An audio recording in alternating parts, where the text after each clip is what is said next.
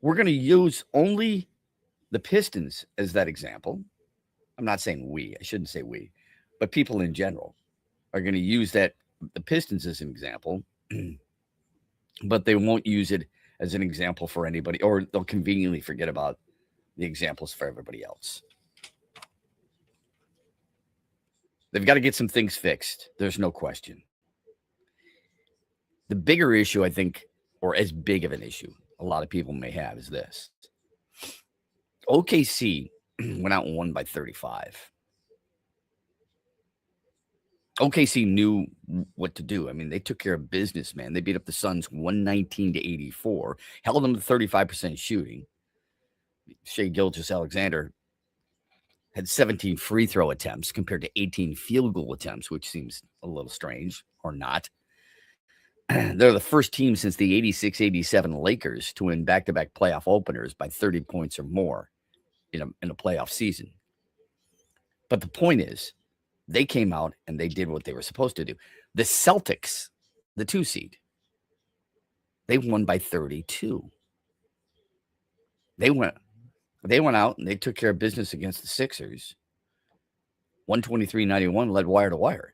Jaylen Brown had 26. Jason Tatum had 25. I mentioned the Spurs. Victor Wembanyama had 35. San Antonio beat the Blazers 111-98.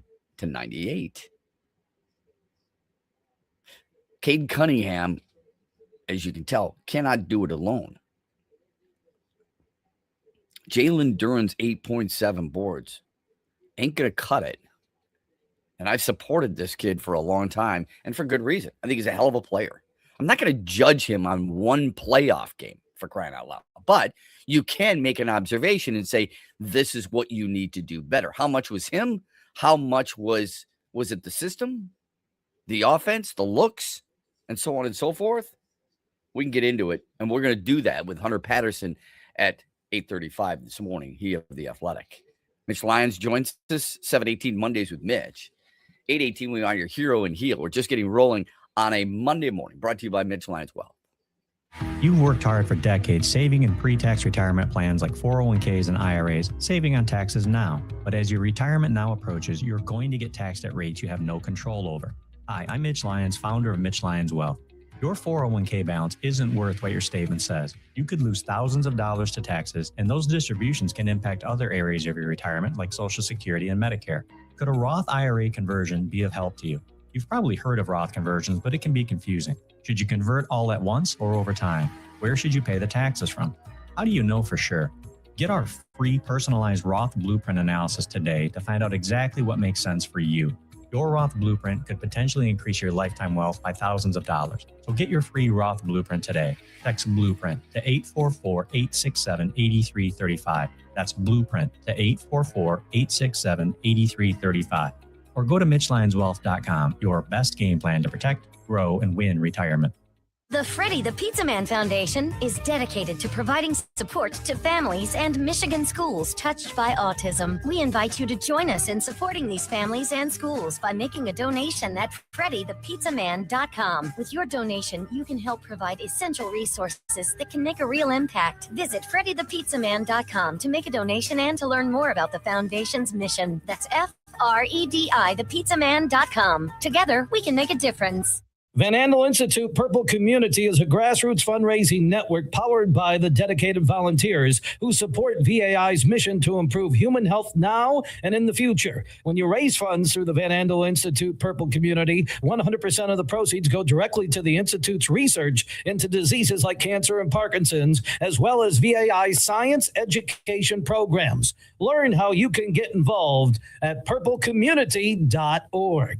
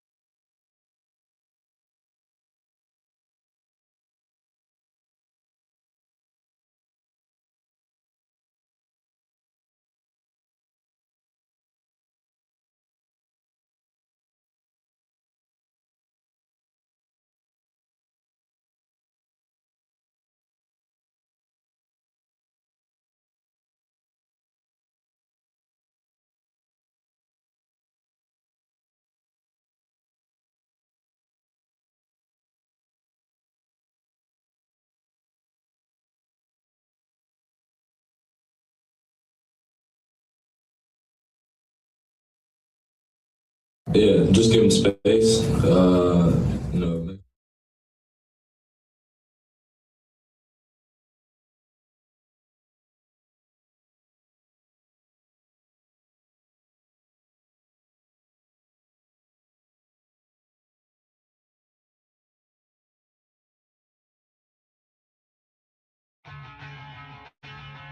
Yeah, just give him space. You know, make sure that giving him good passes in there. There were a couple times where I felt like I had him, didn't give him clean passes. Same with Stu. You know, that's what they do is pack the paint. So just making sure that we're spacing properly, making good passes, and also if they're packing the paint, you know, making plays on the backside. It's Kate Cunningham talking about trying to get more from Jalen Duren. Welcome back. X's and Bros Monday through Friday, 6 until 9 on this. Overreaction Monday is what's going to be. Look, there's Andy. I'm watching this game last night, and there's a couple things going through my mind. One was I've got some friends who think the Pistons can do no wrong whatsoever, that 60 wins automatically guarantees them an Eastern Conference Finals. And I tried to tell them that's my expectation to get there, but it doesn't mean anything when it comes to postseason playoff time. So take it easy. Don't be too caught up in an emotional moment. And then when the game was over, I said, I know exactly what's coming tomorrow, man. It's going to be people just freaking out and saying, look, this is the way we told you about this. We told you about that, and so on and so forth. It's like, oh my God. Yeah. I mean, the general direction for my like group chats with the friends that, you know, really like the Pistons a lot. It was a lot of silence, to be honest with you. I just didn't get it. Like nobody really said anything. Like when it was kind of over, I feel like people Andy, were just stunned. I was in a group chat last night. Somebody said it's over. Somebody legitimately said it's over. Another person said they'll probably get swept. Yeah, that's what people said. It's mind blowing. I think with 2 years ago having the record that they had, people immediately just go overly negative and freak out and kind of just somehow relate back to that for whatever reason, even though this team has nothing to do with I think that was. I think it has more to do with the playoff series loss to New York more than anything. I'll get to that here in a minute. Let me finish with the update here. Ausar Thompson is a finalist for Defensive Player of the Year, led the league in steals per game. I tweeted out, JB Bickerstaff, finalist for Coach of the Year, he should win it. Ausar Thompson, finalist for Defensive Player of the Year, should win it. Somebody said, you're out of your mind. Victor Wembanyama. I'm like, wait a minute. Victor Wembanyama is an unbelievable player. Like, he'll probably finish second in the MVP. Just because he blocks shots doesn't make him the best defensive player in the league. And just because Ausar Thompson has steals doesn't make him the best defensive player of the year league. This dude can flat out guard 1 through 4. Look at his defensive rating. Anyway, Jalen Duren is a finalist for most improved player on the season. Okay. I mentioned the other games that went final. The Tigers boast a 6-2 win over the Red Sox. Dylan Dingler's been unbelievable. We talk about Kevin McGonigal and for good reason. Okay. Because the kid is, top 10 batting average with runners in scoring position. He's tied for second, batting 500. Riley Green 7th, Spencer Torkelson's 8th, by the way, with runners in scoring position in the American League. Anyway, Dingler, 4 for 5, RBI double, 3-run bomb. So reason Framber Valdez won. Allowed just 2 hits, 1 run, struck out 7 in 6 innings. Okay. Series wrap-up is this morning. Jack Flaherty against Sonny Gray.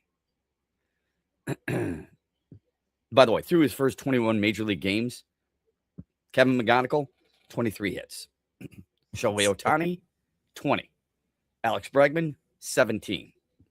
Mike Trout, 16. Nothing phases him, man. Every time he's in there, he looks comfortable. It's crazy. He's phenomenal.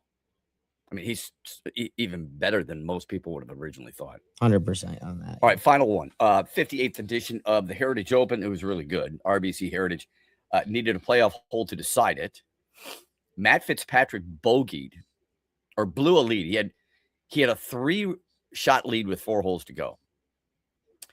Scotty Scheffler tied him, including a chip off on the 18th hole in which Scheffler curled it within a foot and Fitzpatrick was about 22 feet away. They were both right in the same spot to chip onto the 18th green. Scheffler was nails.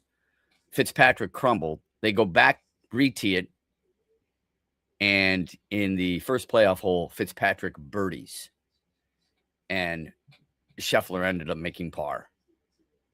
Hell of a gutsy win from Matt Fitzpatrick. All right. And that bogey on 18, by the way, his first in 29 holes. So the reset was there for him, and he wins his second plaid jacket. It's kind of a cool tradition there, too. Here's our poll question. Mitch Lyons Wealth poll question of the day. Ready? Thoughts on game one of the Pistons and Magic? Shocked, disappointment, still believe, or series is over. And you can vote as often as you want. Andy's going to tweet it out there at XB Mornings, and I'll retweet it at ShepMatt.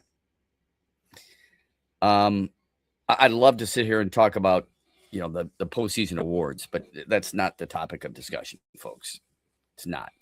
The topic is the level of concern, or the belief of the lack thereof in the Pistons. I do not have a problem. I mean, you don't like them losing game one. You don't like losing them a game. Did you think they were going to sweep Orlando? I did not. I thought they'd beat them in 6. I want to give Orlando a little bit of credit. Losing the way they did was surprising. Our good friend Freddie. I don't think no one thought this wouldn't happen. National people thought so. Betting sites thought so. Many fans thought so. I don't remember many people out there saying they would lose game one. I'm pretty sure they were 8.5-point favorites on betting sites too. Yeah. I think. Yeah. So I'll disregard that part because it's ridiculous. It's not true at all. This team needs a legit second scorer who can take over games where it's not just Cade doing it all. Trajan signed certain players now to extension. He becomes Brad Holmes to me. Well, first of all, he's not going to sign any. There's only one guy he's going to look at, and that's Jalen Duren, because he's going to be a restricted free agent in the offseason. That's a completely different situation. Brad Holmes signing Jamison Williams and Kirby Joseph and Amon-Ra St. Brown and Penny Sewell and Aiden Hutchinson to extensions before their 5th year is different than what Trajan Langdon would be doing with Jalen Duren. Duren can become a restricted free agent. With the Lions, those guys, they had a 5th year. Were you going to pick up the 5th year option is what you were going to do. Maybe it's not that far off. But were you going to pick up the 5th year option? You had their team. You had the chance to do that. If he becomes Brad Holmes, you think he becomes Brad Holmes because, well, first of all, that's assuming you don't agree with what Brad Holmes did. I agree with most of what he did. I probably wouldn't have done it with Jamison Williams. Looking back now, he got way ahead of everything, did Brad Holmes. And it sure seems like he did the right thing to me. This is armchair quarterbacking. Would you have not extended Aiden Hutchinson? Would you have not extended Penny Sewell? Who's the guy you would not have extended that Brad Holmes extended? I gave you mine, Jamison Williams. I think most people believe that Trajan Langdon needed to add a second scorer. I would agree with that. For sure. But that doesn't mean that he suddenly becomes, Brad Holmes. This team, a Wagner type of player for Cade. We all knew that. They aren't playing the Wizards or the Pelicans now. No one said they were. I don't know if you know this. Detroit got 60 wins this year. They weren't all against the Pelicans or the Wizards. They beat a gritty Charlotte team before the end of the season. They beat Minnesota, right? A couple of times. They beat the almighty Lakers. They beat the Steve Kerr-led Warriors. I don't have to go through everything who they beat, but they beat some really good teams. Oh, and by the way, they also handled this Magic team not too long ago. Beat them by 14. Except the last time the Pistons won a home playoff game, Matt Millen just drafted Gosder Sherless, 17th pick overall in the first round. Yeah, that puts it in perspective. It's a good one. More texts, Sports Radio 21,000. Comments on the chat, because if you're watching this stream live on YouTube and X and on Facebook, we welcome all the feedback that you may have on a Monday morning, brought to you by Michelin as well. Huge here for the Michigan High School Athletic Association. You can stay up to date on the latest from Lansing 24/7 at MHSAA.com, at MHSAA on Twitter, and MHSAA on Facebook. The latest news, press releases, and stories connected to every high school in the state of Michigan, available for you 24/7 from the Michigan High School Athletic Association. Log on to MHSAA.com, at MHSAA on Twitter, and MHSAA on Facebook. And if you're looking for archive, boys and girls, high school sports, MHSAA.TV. That's MHSAA.TV. 24/7, everything you need to know about high school sports in Michigan. Log on to MHSAA.com. Hear that? That's the sound of saving a good deal more when you shop with M-Perks at Meijer. Some delicious Cosmic Crisp apples, money saved. Meijer Essential Paper Towels, that's money saved. Savings, savings, savings. Because every dollar spent is also points earned in M-Perks, which you can use to save on your next grocery trip, or up to $1 off per gallon on your next tank of gas. At Meijer, we work hard to help you save a good deal more for a whole lot less. That's bringing more good to life. Exclusions apply. See mperks.com for details. Coming up later today at 3 on the Huge Show on the Michigan Sports Network, I'll deliver huge opinions on everything you're talking about.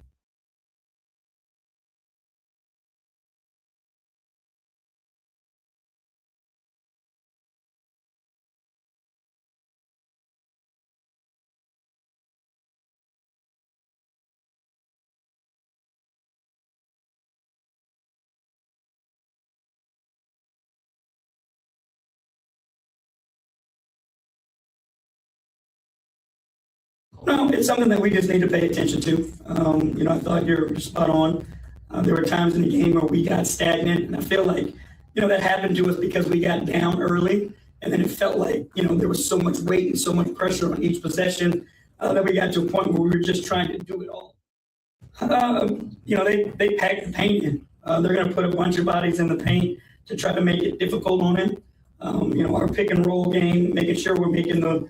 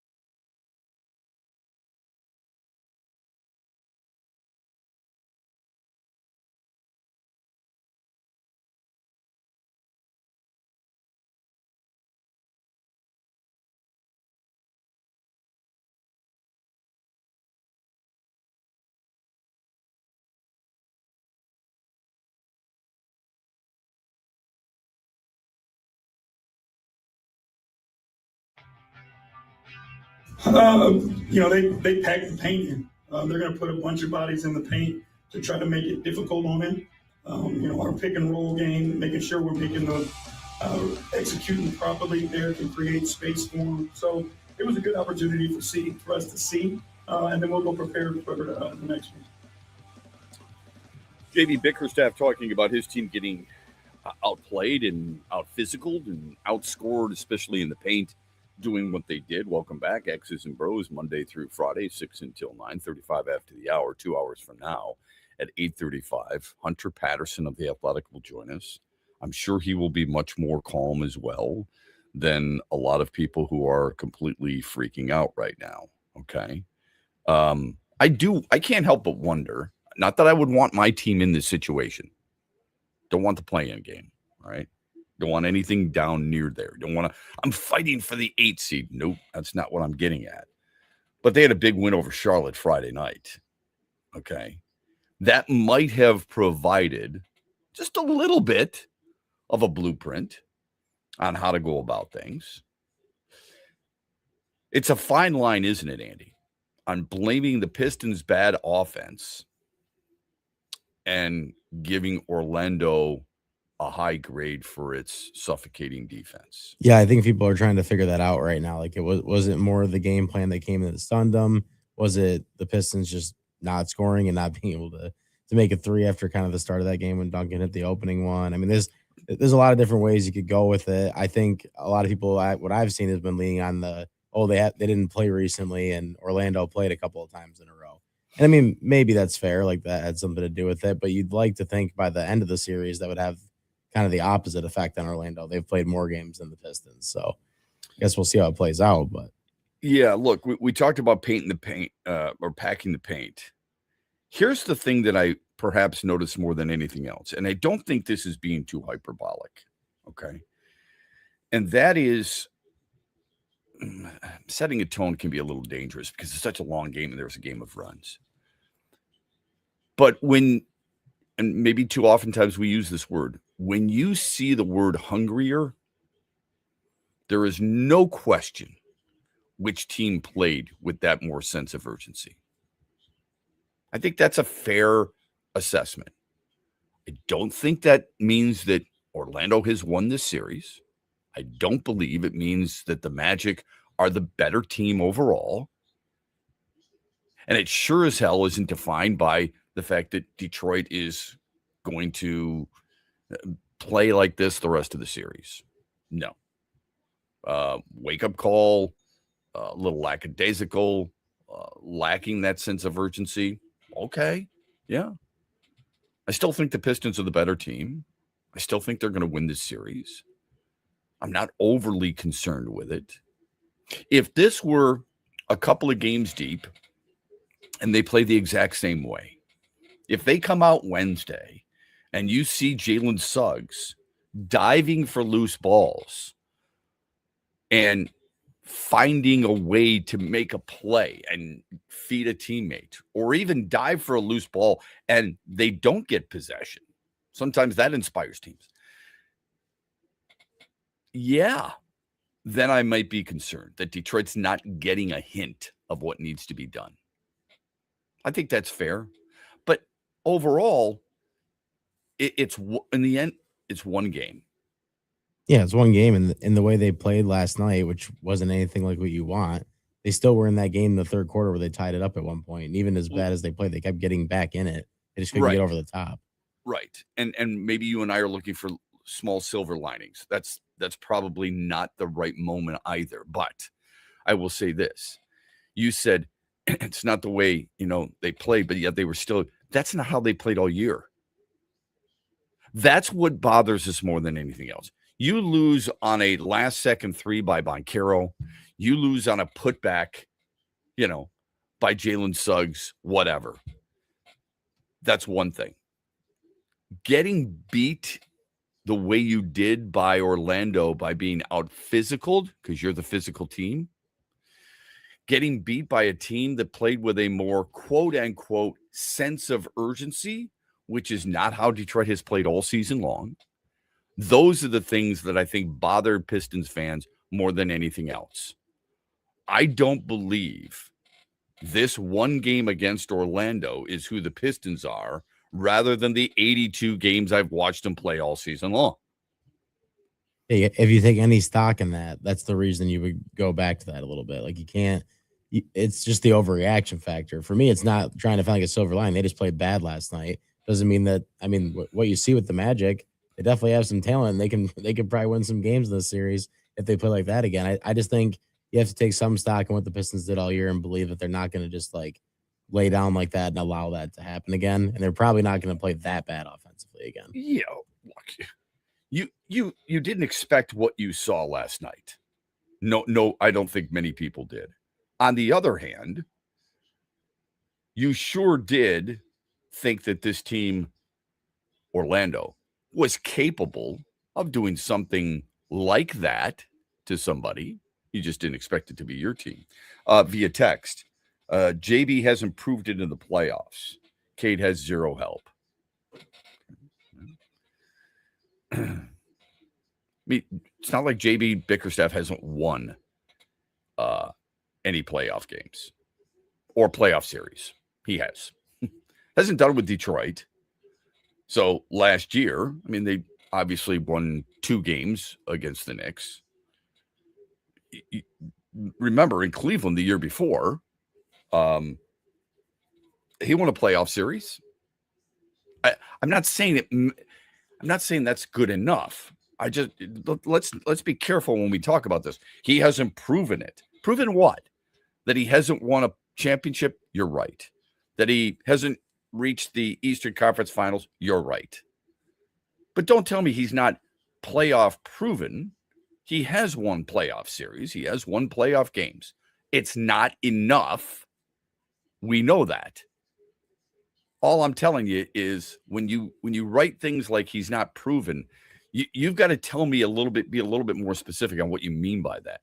Cade has zero help. This is the same team that Cade Cunningham played with for 82 games. Well, he didn't play 82 games. He played 64 games. Okay?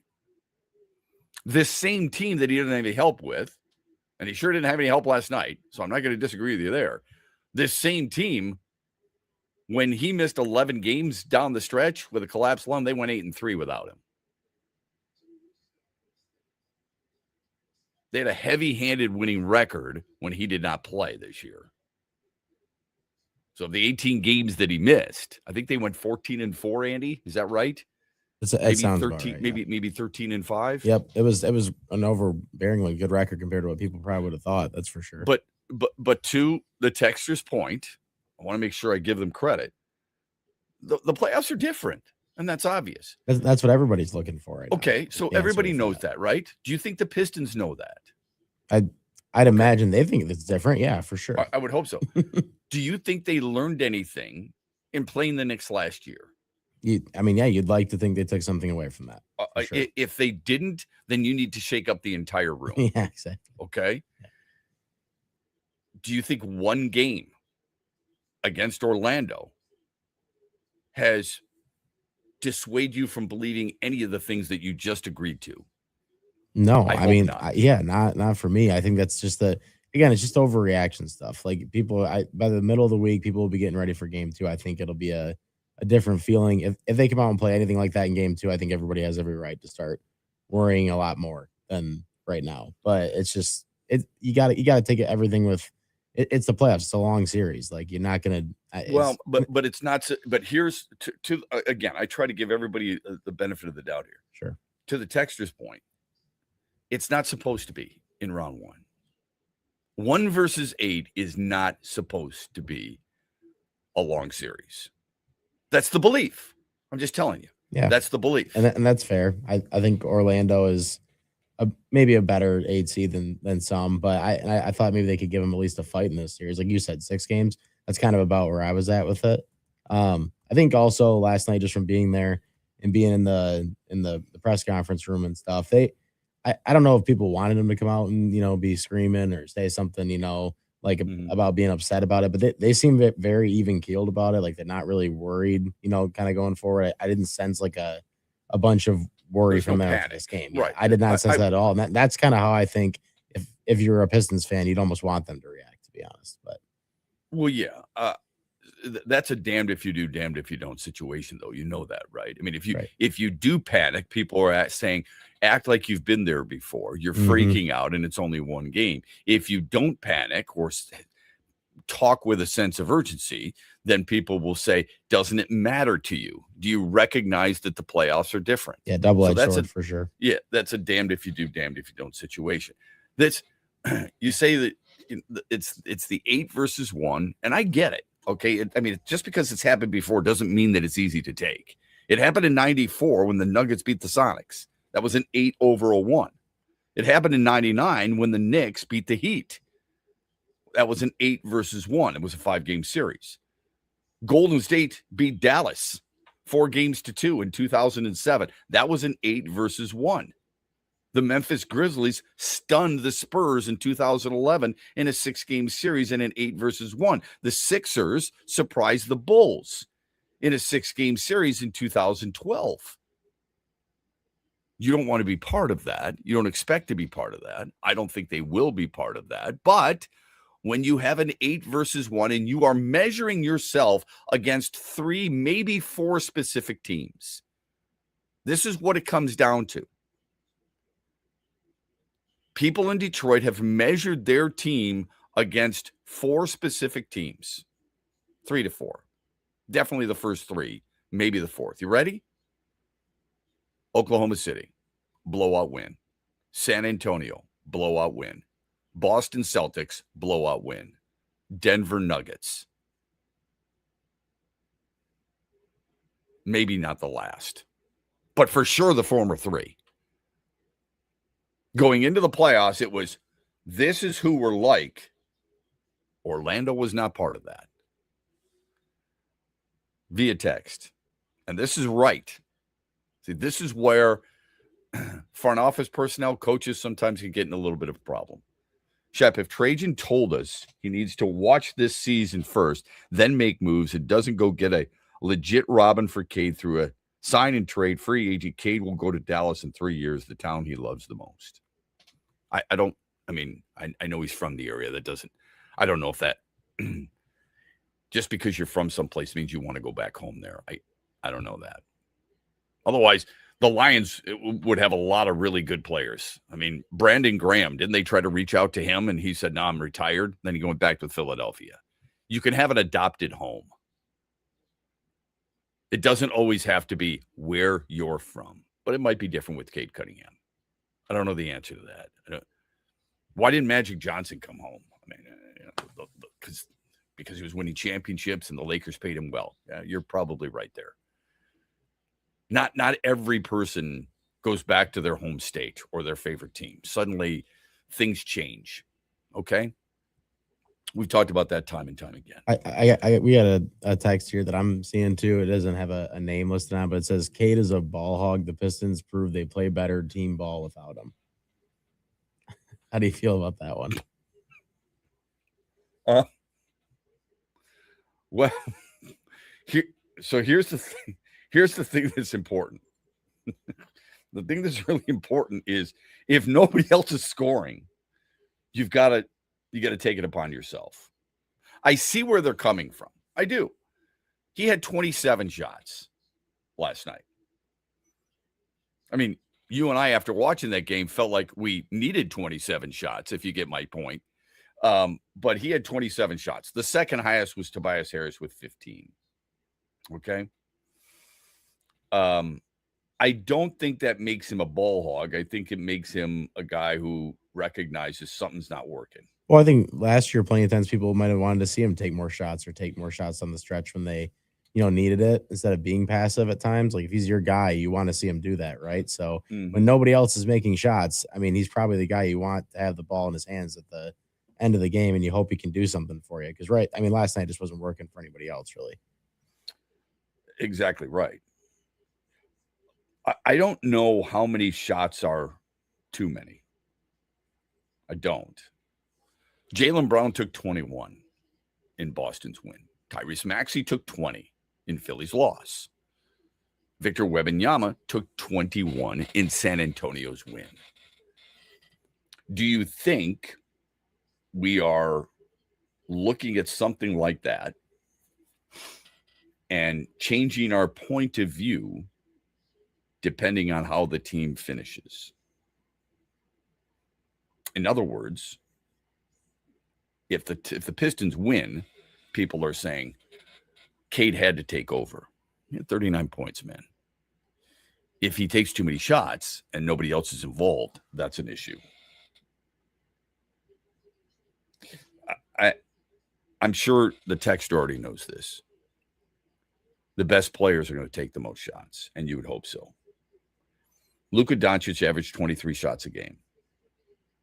Jaylen Brown averaged 21 shots a game. Tyrese Maxey averaged 21 and a half. Anthony Edwards averaged 20.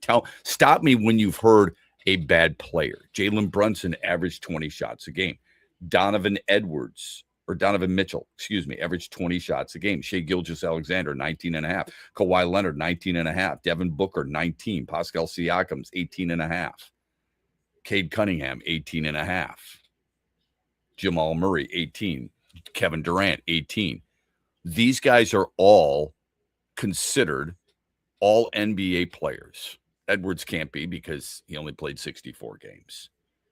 I might be pushing it with Pascal Siakam. I think he's a really good player. There's all these guys, Nikola Jokic, the best players. Cooper Flagg, Jalen Johnson, Victor Wembanyama, Brandon Ingram. They're the best players on their teams. Of course they're going to take more shots. Should Cade Cunningham stop taking shots when he's the one making them and nobody else is? Why is it we look at that and not Danis Jenkins, who took 7 shots off the bench? He took almost twice as many as Jalen Duren. Do you take those shots or force feed a guy inside where everybody else is? And I think that's what gets back to an earlier texter, and I think it was Freddie who said this, and that is, look, Jalen Duren's job is to command the basketball and find a way to do something with it. There's no doubt. He wasn't good enough last night. Absolutely. On the other hand, the Pistons only got him 4 looks. That's not good enough either. Yeah, they could not get him the ball inside. I mean, you kept waiting for it to happen, and they just couldn't do it. Shep Trajan is on the clock. They're not winning this series. Hustle doesn't win, talent does. I guess that's where we differ. I think the Pistons do have talent. You're acting like all they have is hustle. And I think that is blatantly unfair to a team that won 60 games. You don't win 60 games based on hustle. You have to have some talent. And I think they're talented enough to win this series. It's a good debate, though, without trying to get too hyperbolic. Our phone number on the Meyer hotline, 866-838-4843. Text us, Sports Radio 21,000 here on a Monday morning, brought to you by Mitch Lyons Wealth.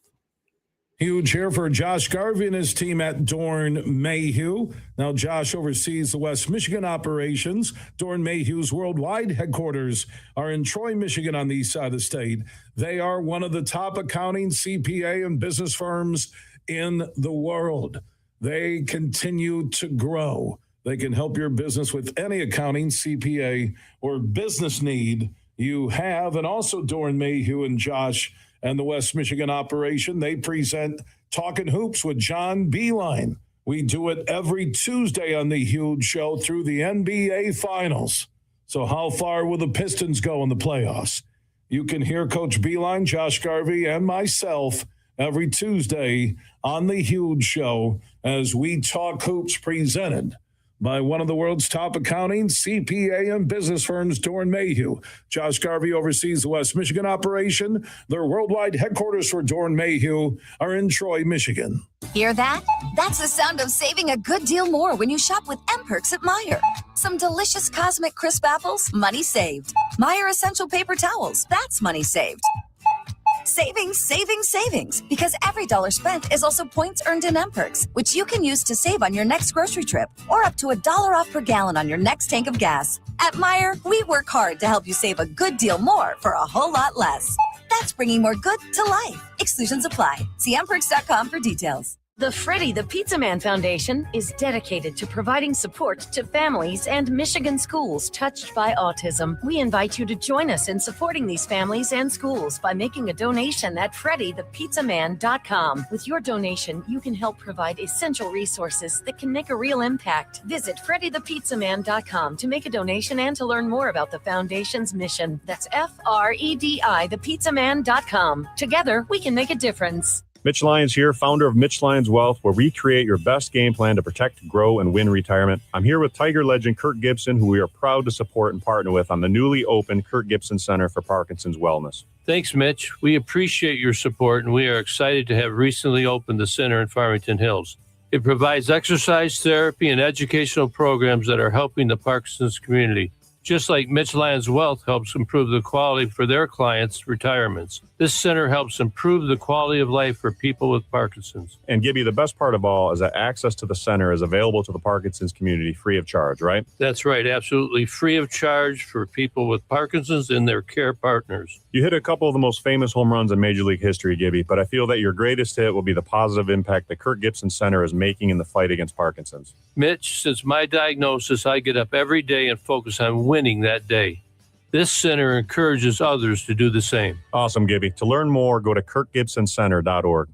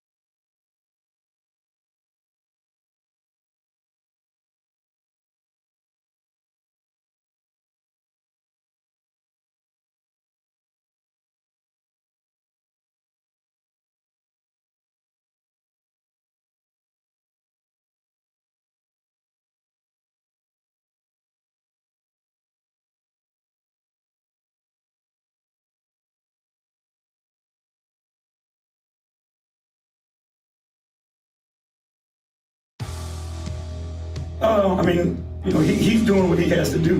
We were struggling to score, so I like the way that he was being aggressive. But again, our offense has to be, part of that fluidity that we talked about. There's got to be more movement. We got to fight through a little bit of physicality more. Just not settle for the first bit. But in moments, he's going to take over the games like he did tonight. Okay, JB Bickerstaff talking more about his team's setback to Orlando last night. A shocking result for most people, I would say. Maybe not people in Orlando.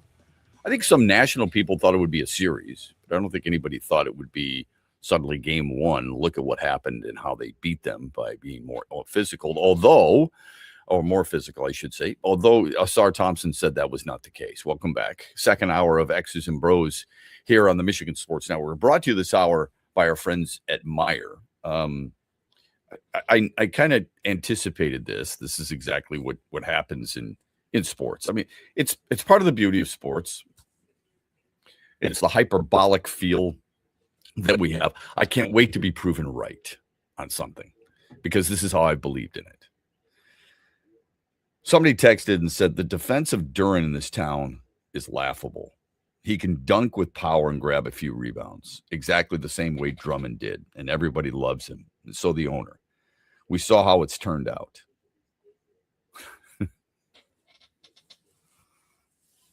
One playoff game. He cannot score or take over games himself.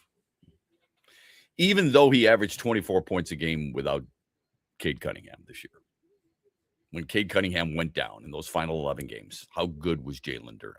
Not final 11 games because Cade Cunningham came back for the final couple games. I don't know why people do this. I really don't. I don't get how they're just waiting for the opportunity to prove themselves right and feeling like, you know what, I'm going to show you this is what Jalen Duren did in one game in the playoffs, and that's why I don't believe he can do it ever in his entire career. And it's kind of funny because we really have short memories. It really is one of those situations where it's, what have you done for me lately? And I guess I should understand that to a certain extent, seriously, as long as you're consistent, I'm okay with that, I guess. I don't agree with it, but I understand how you feel that you do. There's a few things we have to try and figure out. First and foremost is, what is it your expectation is? My expectation for Jalen Duren, and I don't think this is out of the realm of possibility, I want a 20-10 guy on a regular basis. Okay? I want a 20-10 guy. And he didn't give me that last night. And that's frustrating as hell for me. Not because I think he's a good player, not because I like him, because I think he's an important player. It doesn't mean that I think automatically he is Jason Tatum to Jaylen Brown, Jamal Murray to Nikola Jokic. I don't think that. I think from watching it last night, at least from my vantage point, just where I feel like with Duren, I do credit Orlando's defense a lot on that. I feel like every time they tried to pass it into him or get it to him, they flocked to the ball so quick. And I feel like that's going to be one of the bigger adjustments that the Pistons have to make here in the next couple of days. Because if they don't have that part of their offense, it changes everything. Every time they tried to run that pick and roll or like they tried to do anything off like the screen with him, they were all over it every time. And if they tried to get it to him, it seemed to be a turnover. Look, if you're going to play 33 minutes and you're supposed to be this big part of what this team is all about, and I've said this, I can admit it wasn't good enough. You too, right? I would hope. Absolutely, yeah. You have to find a way next game to make it work. Plain and simple. Without a doubt. How much is on him and how much is on JB Bickerstaff and his staff? They would know that better than I would. Yeah, it's a good question. I think, and we're going to probably see that play out more. I mean, yeah, they just failed to get it inside to him last night. I don't know if that's just because they went away from it because it wasn't working. and they didn't feel like they can make an adjustment to make it work quicker, or is it because Duran just didn't have his best game last night? I think that's where we're going to figure it out as the series goes along. But Orlando can play physical too, so I mean that's. But we knew that. Yeah, you knew it coming in. Yeah.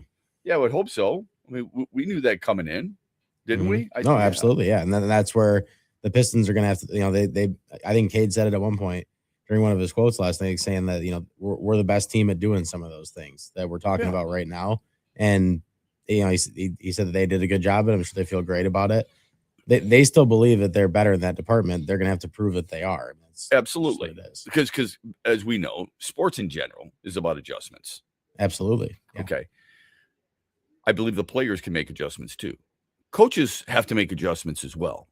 JB Bickerstaff said afterwards, and you've already played the soundbite this morning for us, that they've got to, they were packing the paint inside. And if that's the case, then you've got to find a way to get the ball into his hands in other ways. Now, you don't average 20 points and 11 rebounds a game in a season by just dunking the basketball. He has proven it. If you watched him on a regular basis, man, maybe not everybody does. Maybe they're too caught up in Cade Cunningham all the time. But don't give me this that he's at the free throw line and he can't do anything. He has proven he can do that. Time and time again this year, we saw him get the ball in the high block and create for himself. We've seen him as a gifted passer. We did not see it last night. No doubt. I'm not going to disagree with that. Don't give me this that he can't do anything but dunk, that he's the second coming of Andre Drummond. That's ridiculous. It really is. And it's part of the reason that, if you're Jalen Duren, you didn't even want number 0 in Detroit, because that's what Andre Drummond wore. And people automatically see a big guy who early in his career only dunks, and they fail to recognize some of the adjustments and the improvements that he's made.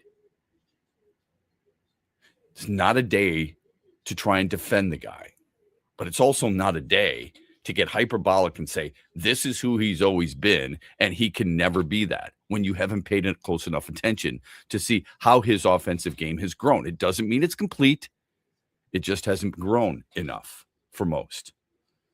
Shep, it's easy to dominate when half the NBA gives up nightly, not in the playoffs. Well,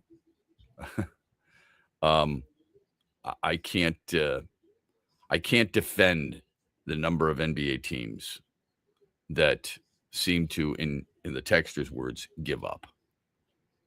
Unfortunately, it's a problem the league is having for sure.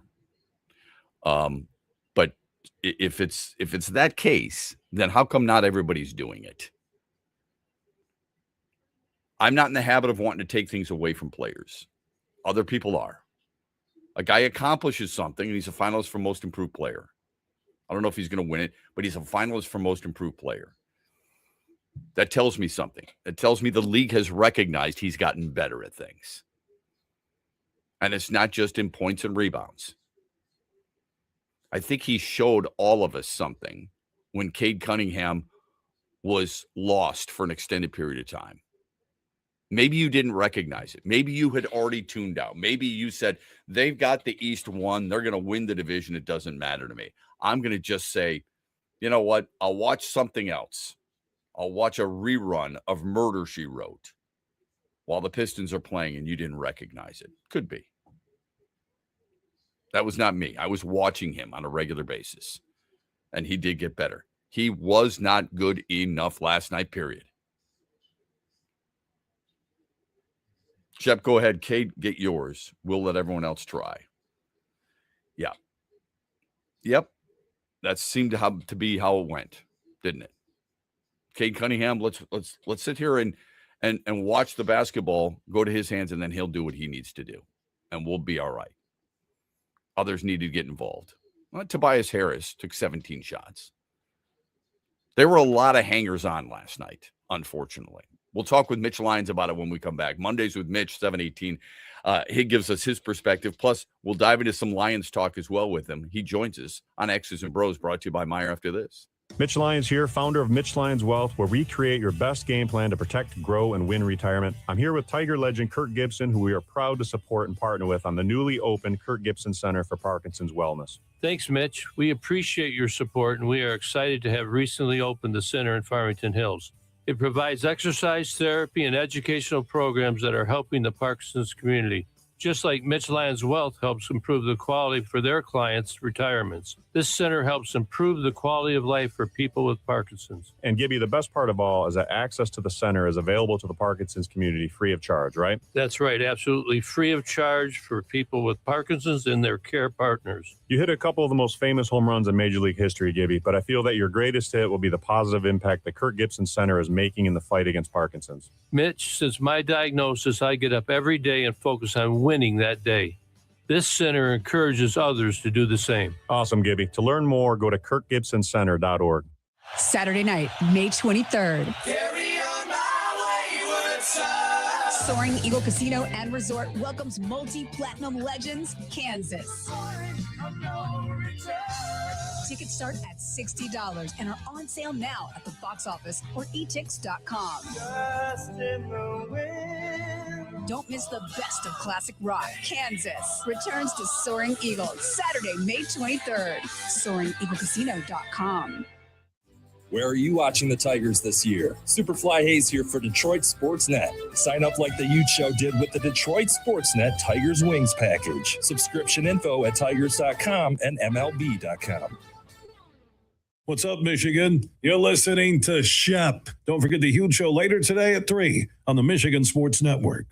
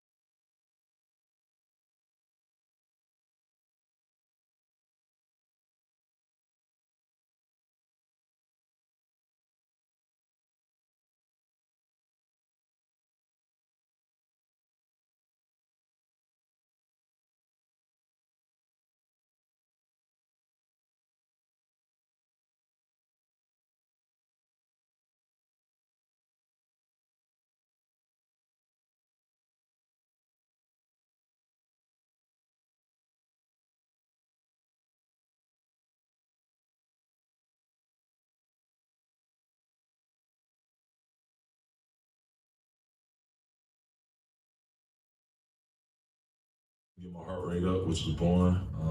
heart rate went up a few times watching the team, which was.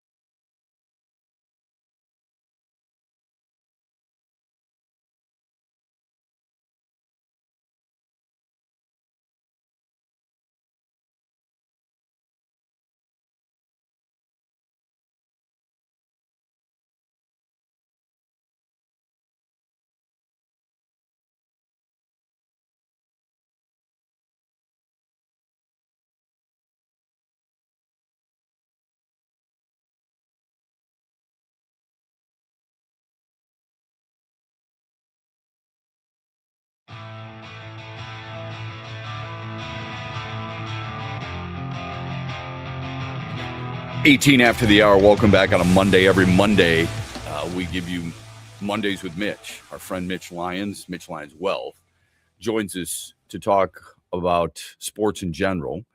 Former NFL tight end, can relate to the mindset of so many different players and teams, especially when it comes to the playoffs. And he joins us here on X's and Bros on what I would consider a bit of a shocking Monday, and we'll get to that with the Pistons. But first, Mitch, hope you had a great weekend, my friend. Massive crowd at the MSU spring game. How much has Pat Fitzgerald, do you think, energized the Spartan fan base?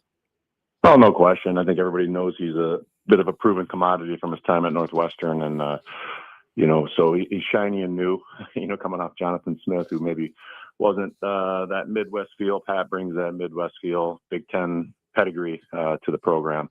But like I said, he's shiny and new, and it's all fine and dandy. But when it comes to fall, you got to win games, or else you lose a little bit of that shininess in a hurry. But I think he can do it. And I think that's the theme people are buying into. Yeah, it's a really good point. What do you glean from a spring game anyway? I mean, I don't even know what you think players and coaches get out of it. It's great for us fans because it brings us closer to a program, closer to certain players we may not know, and closer to football with each passing day. We just miss it. We want it. But what do you get out of it, do you think? Yeah, it's a time for young players to really ascend up the depth chart. Guys that maybe didn't play much last year. It's a huge opportunity for them to get more reps with against some of the big boys and prove that they're ready to play in the fall. And so when I was making my way up the depth chart, spring ball was huge, right? And then you get to the point where you're a starter, and now it's like, okay, let the young fellas have the reps. Let's save some tread on the tire for our season in the fall. And I think that's what you see a lot. A lot of times guys, some of the proven guys are sitting that game out and not risking injury. So, but it's huge for development for sure for young guys. Sure, a lot of people saw this over the weekend. The Bengals traded the 10th overall pick to New York for Dexter Lawrence. Big defensive tackle, very productive, still in his prime at 28 years old. Now, the Giants are one of 6 teams with multiple first-round draft picks. What was your take on that move for Cincinnati, who is trying to show its fan base that it's going all in, if you want to use that catchphrase. What did you think of it? Yeah, I think that's exactly what you're seeing there. They've got a window with Joe Burrow, who's one of the best in the league if they can keep him healthy. But, they obviously, lost Trey Hendrickson and replaced him. But, they need a little bolstering up front, and they're trying to win now. And you look on the other side, you got John Harbaugh, who's got a young quarterback. He probably knows he's not going to I'd say he's not going to make the Super Bowl, but then again, Drake May made it this year too, so you never know. But the point is, he can get 2 top 10 picks in his first year, and then really kind of get guys he knows going to be there for the long haul. I think it could be a win for both teams. I like it more for the Giants, though, to be quite frank, because I think they have a little longer window they're looking at than the Bengals. Mitch Lyons Wealth, joining us every Monday, 7:18, Mondays with Mitch. You can pick up his book, Retirement of Steel, provides people with retirement advice, digital copy for free on the website. Also, a stream code on the website, too, for the film Retirement Deception, protecting people from the deceptions of retirement. He's a featured expert in that docuseries, so you want to check that out, too. Go to MitchLyonsWealth.com. Give me 4 guys. You can give me 5 if you want, but 4 guys at least who are sure things in your mind in the upcoming NFL draft that is round 1 is Thursday.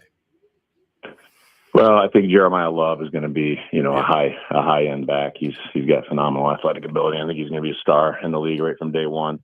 At running back, I think Sonny Styles is a guy at middle backer that's you're going to plug in and he's going to play a long time. I played with his dad in Atlanta, Lorenzo Styles, and he's a kid that he's grown up in it, and he, by all accounts, he's got that maturity level and he's ready to plug and play.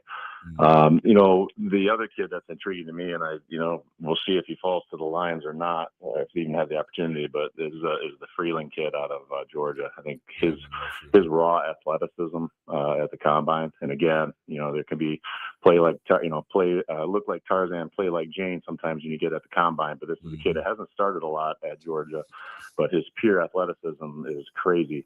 And when you look at that, I mean, he's not as big as Caden Proctor, but that's okay. I'd rather have to put a few pounds on a guy potentially than have to try to keep a guy from getting weight off. So I would say those 3 are kind of caught my eye, and I think they're guys that are probably going to play a long time in this league. And I know I love that, but that's all I got for you. That's okay. That's okay. Those are 3 guys I had. I had Viveka Ionye from Penn State. I think he's a plug-and-play guard. I think he's an absolute beast. And I really like David Bailey, the pass rusher out of Texas Tech. I think he's the best pass rusher in the draft. Arvell Reese is close behind. Reese, more of a projection. Bailey is an impact guy right away. Which pick linked to the Lions scares you most? Yeah, I think it's Caden Proctor, right? I mean, he's highly regarded, but I hesitate anytime you got a guy that has purported weight control issues. And because I think I mentioned this last week, but I played with a guy in Atlanta, Lincoln Kennedy, who was a first-round pick, and he struggled with it. They'd watch him at training table and all that, and the next thing you know, his girlfriend's bringing up a grocery bag of goodies at night. So you want a guy that's disciplined mentally enough to be able to keep his weight under control, because there's a big difference between 330 at 6'7" and 380 at 6'7". When you got a speed rusher on the end and your feet aren't quite as quick as they were 50 pounds ago, that's a problem. And then, the other thing on him is they talk about his pad level. Well, okay, when you got a pass rusher that's getting skinny on the edge, getting real low and that becomes a problem. And so for that reason, that pick kind of scares me a little bit.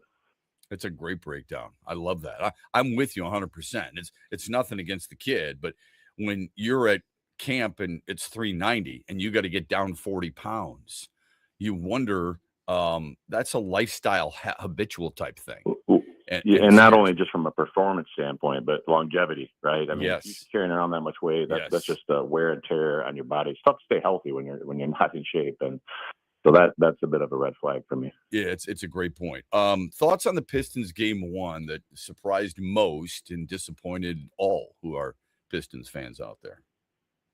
Yeah, I got to tip my cap to the Magic. I mean, they just came out and, frankly, kind of punched them in the mouth, and they didn't let up. The Pistons, to their credit, would make a run, and it seemed like 4 different times we made a run, get it back to within a point, or even tied at one point, and then Orlando would just boom, turn around and go on a run.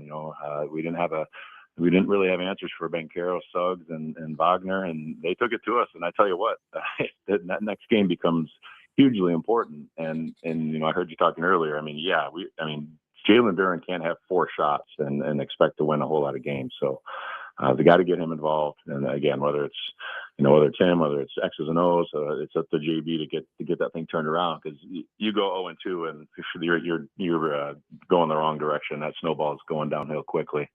So they need to find a way to get it right, for sure. A lot of the guys were talking about the physicality of the game. And I hate we came out a little rusty, we came out flat. Those are such cliches, but sometimes it does matter. When you feel that as a team in a game, how do you change it? Because I saw Orlando flying all over the floor, Jalen Suggs diving for loose balls. How do you change how your overall team feels as you're playing? Well, I think it all rolls downhill from the top. And number one is the coach needs to set the tone. But then a guy like Cade, you see a guy like Cade diving, making a physical play, that helps inspire the guys around him. And you're right. I mean, the Magic were all over the court and being aggressive from the get-go. And I wouldn't say the Pistons weren't aggressive, but it helps when the ball goes in too, Shep. And I mean, Orlando made a lot of tough shots. I mean, they you mentioned the points in the paint. They made a lot of them, but man, those weren't all gimmies. Some of them were lack of defense, and we've come to know that the Pistons is the top defensive team in the league. And at times last night it didn't look like it, but to their credit, I mean, the Magic were making some tough shots, and they answered the bell. They're in a hostile environment. The crowd wants to get in it, and every time it was about ready to blow the top off, they just kind of went on a 7-8 point run and put distance between them again. Yeah, the Pistons bench went 4 for 16. They shot 40% overall as a team compared to a 48% for Orlando. Something's got to change on Wednesday. We hope this never changes. Mitch, thanks. We'll talk to you later in the week regarding the NFL draft back in your old stomping grounds in Pittsburgh. All right, buddy. Have a great week. We'll talk to you, see you buddy. soon at the end. Mitch Lyons Well joining us here on X's and Bros. When we come back, we'll talk a little Lions and make sure we answer any questions you may have and get your comments via the Pistons. You can text us, Sports Radio 21,000. You can call us 866-838-4843. This is X's and Bros on the Michigan Sports Network. Huge here for Josh Garvey and his team at Dorn Mayhew. Now, Josh oversees the West Michigan operations. Dorn Mayhew's worldwide headquarters are in Troy, Michigan, on the east side of the state. They are one of the top accounting, CPA, and business firms in the world. They continue to grow. They can help your business with any accounting, CPA, or business need you have. And also Dorn Mayhew and Josh and the West Michigan operation, they present Talking Hoops with John Beeline. We do it every Tuesday on the Huge Show through the NBA Finals. So how far will the Pistons go in the playoffs? You can hear Coach Beeline, Josh Garvey, and myself every Tuesday on the Huge Show as we talk hoops, presented by one of the world's top accounting, CPA, and business firms, Dorn Mayhew. Josh Garvey oversees the West Michigan operation. Their worldwide headquarters for Dorn Mayhew are in Troy, Michigan. Motown Legends, TNT, together again. Temptation. For Tops, Saturday night, May 9th at Soaring Eagle Casino and Resort. Tickets start at $55 and on sale now at the box office at etix.com. Saturday night, May 9th at Soaring Eagle Casino and Resort. Temps and Tops, together again.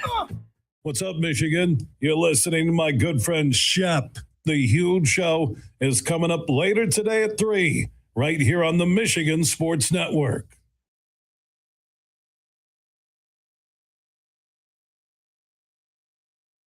A physical series, that's where we thrive, so we're not worried about that. But I would say they out physical us today. One, because they got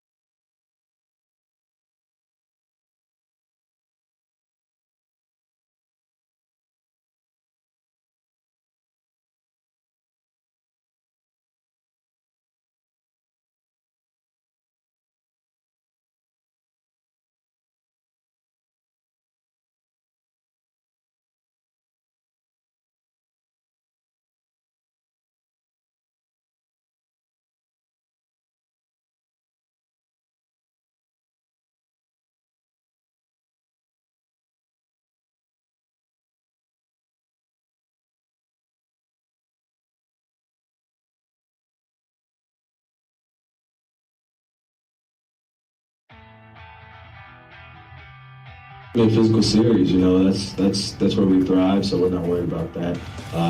But I would say they out physical us today. One, because they got more rebounds than us, and forced more turnovers. So, and then they won the game. So I can't say we out physical them today.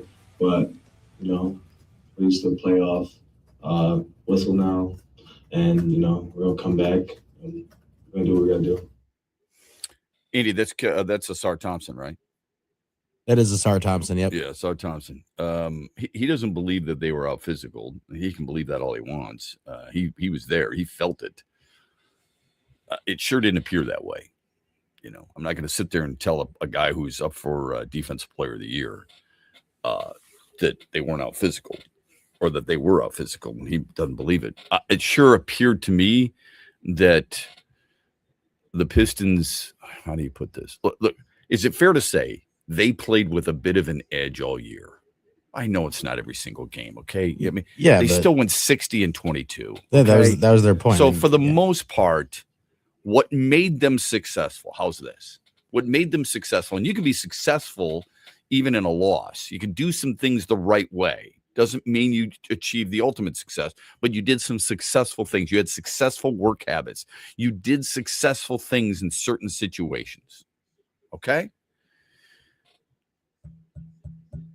It appeared to me that they didn't do in game one in the playoffs what made them successful for the most part during the season. Absolutely. Now, I think that was kind of the theme last night. Yeah, and I think Orlando did a lot of things really well. They made some shots. I mean, you talk about pulling shots out of your, you know what? I mean, come on. I mean, that was. No, they definitely had a good.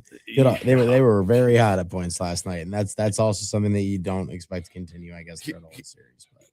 But. Let me just look at something really quick. I think this is important. The Magic shot 61% from two.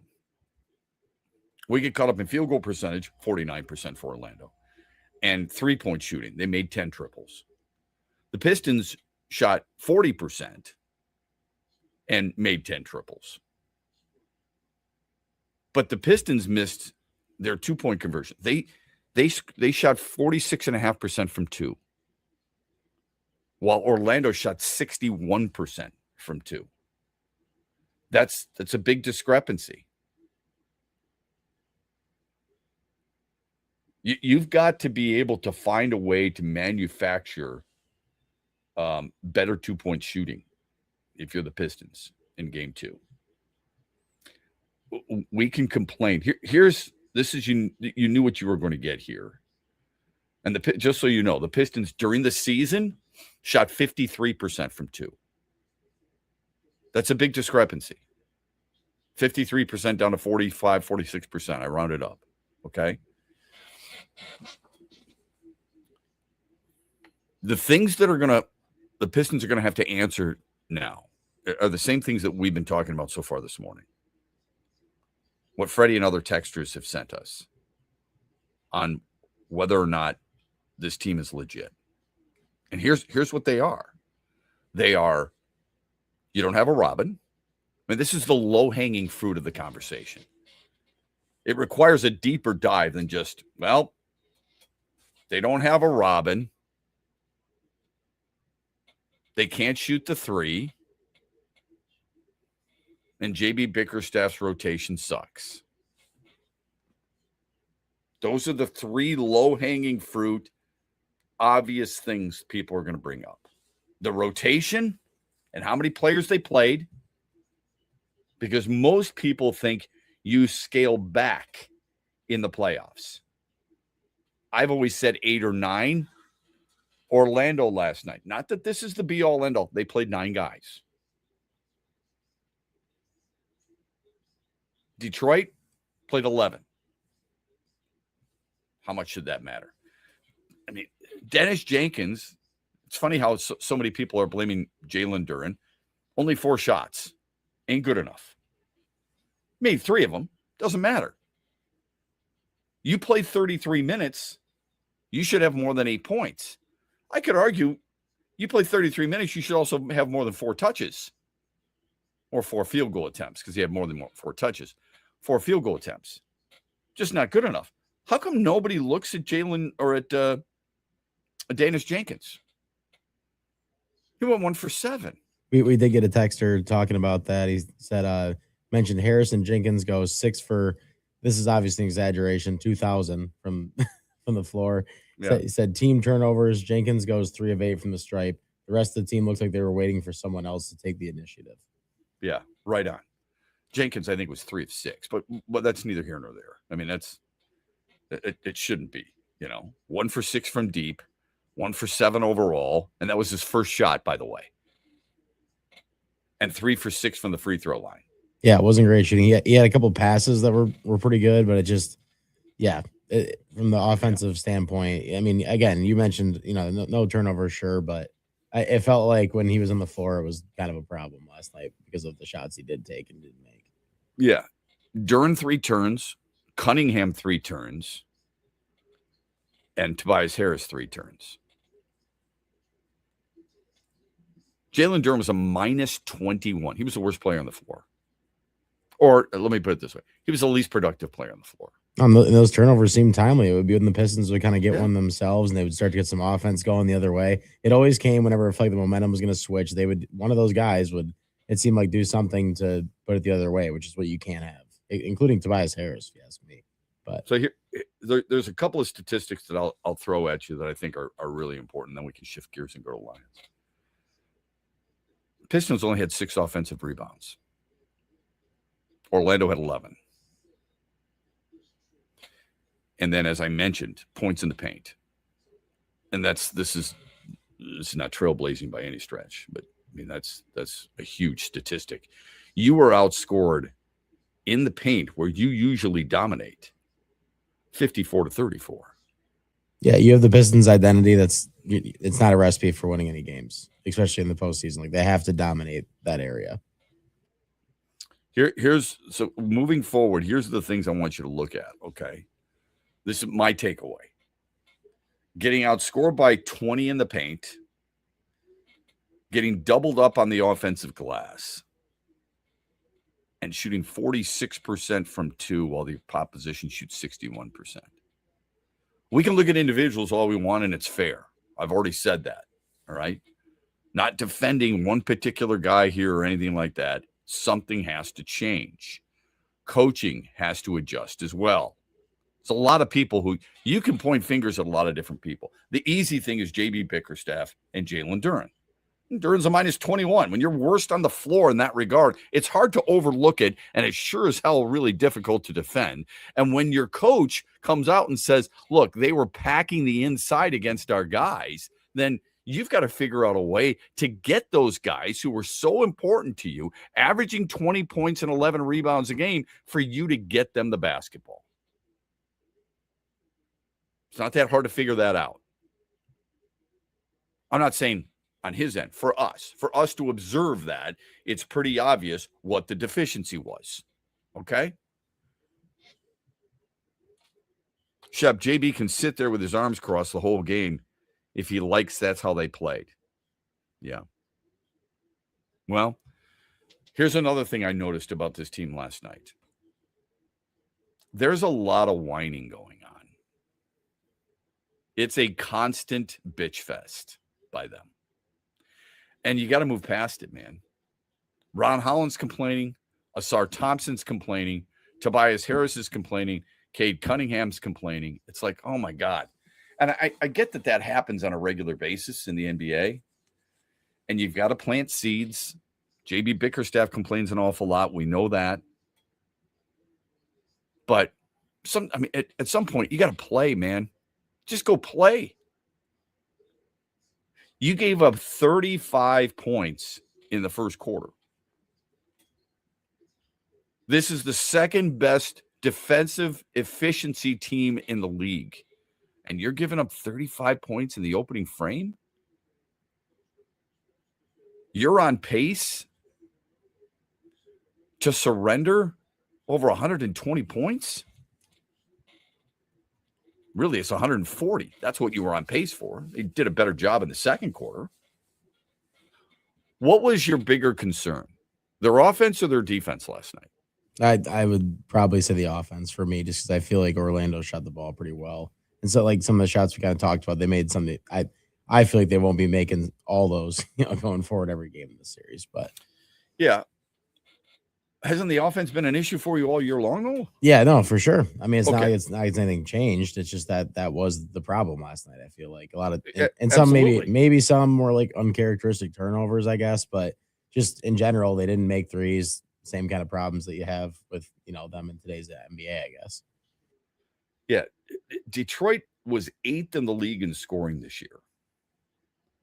They were 3rd in the league in field goal percentage at 48.5%. Like, we talk about their offense or the concern.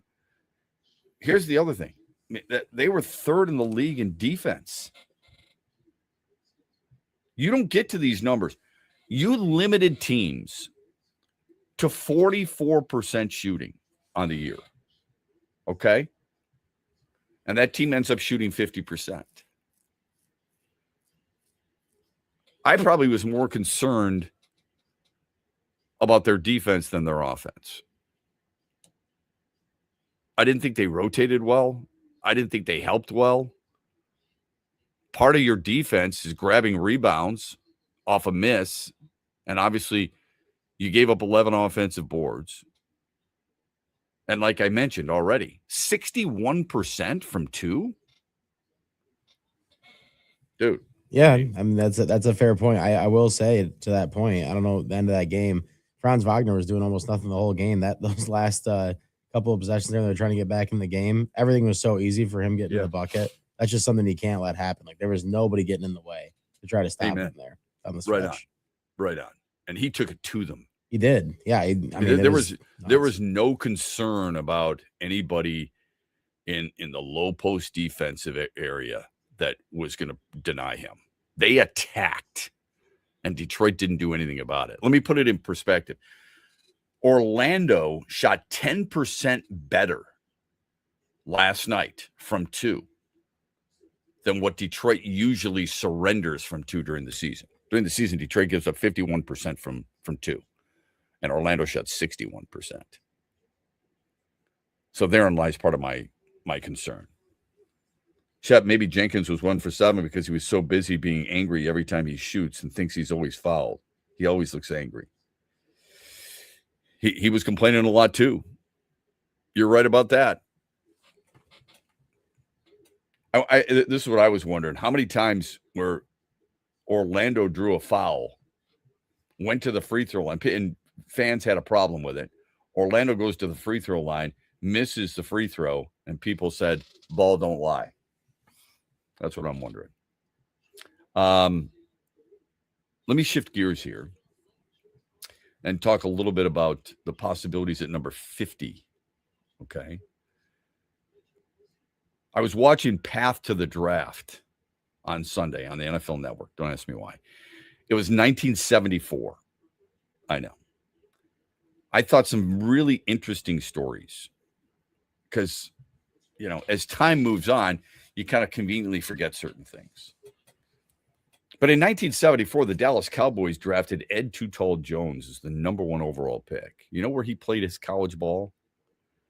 Tennessee State. It's crazy.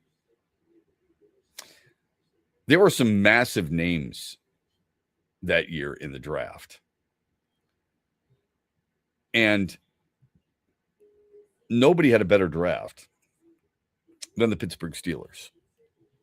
Now, they didn't use their first round pick on a small college guy, Lynn Swann, out of USC.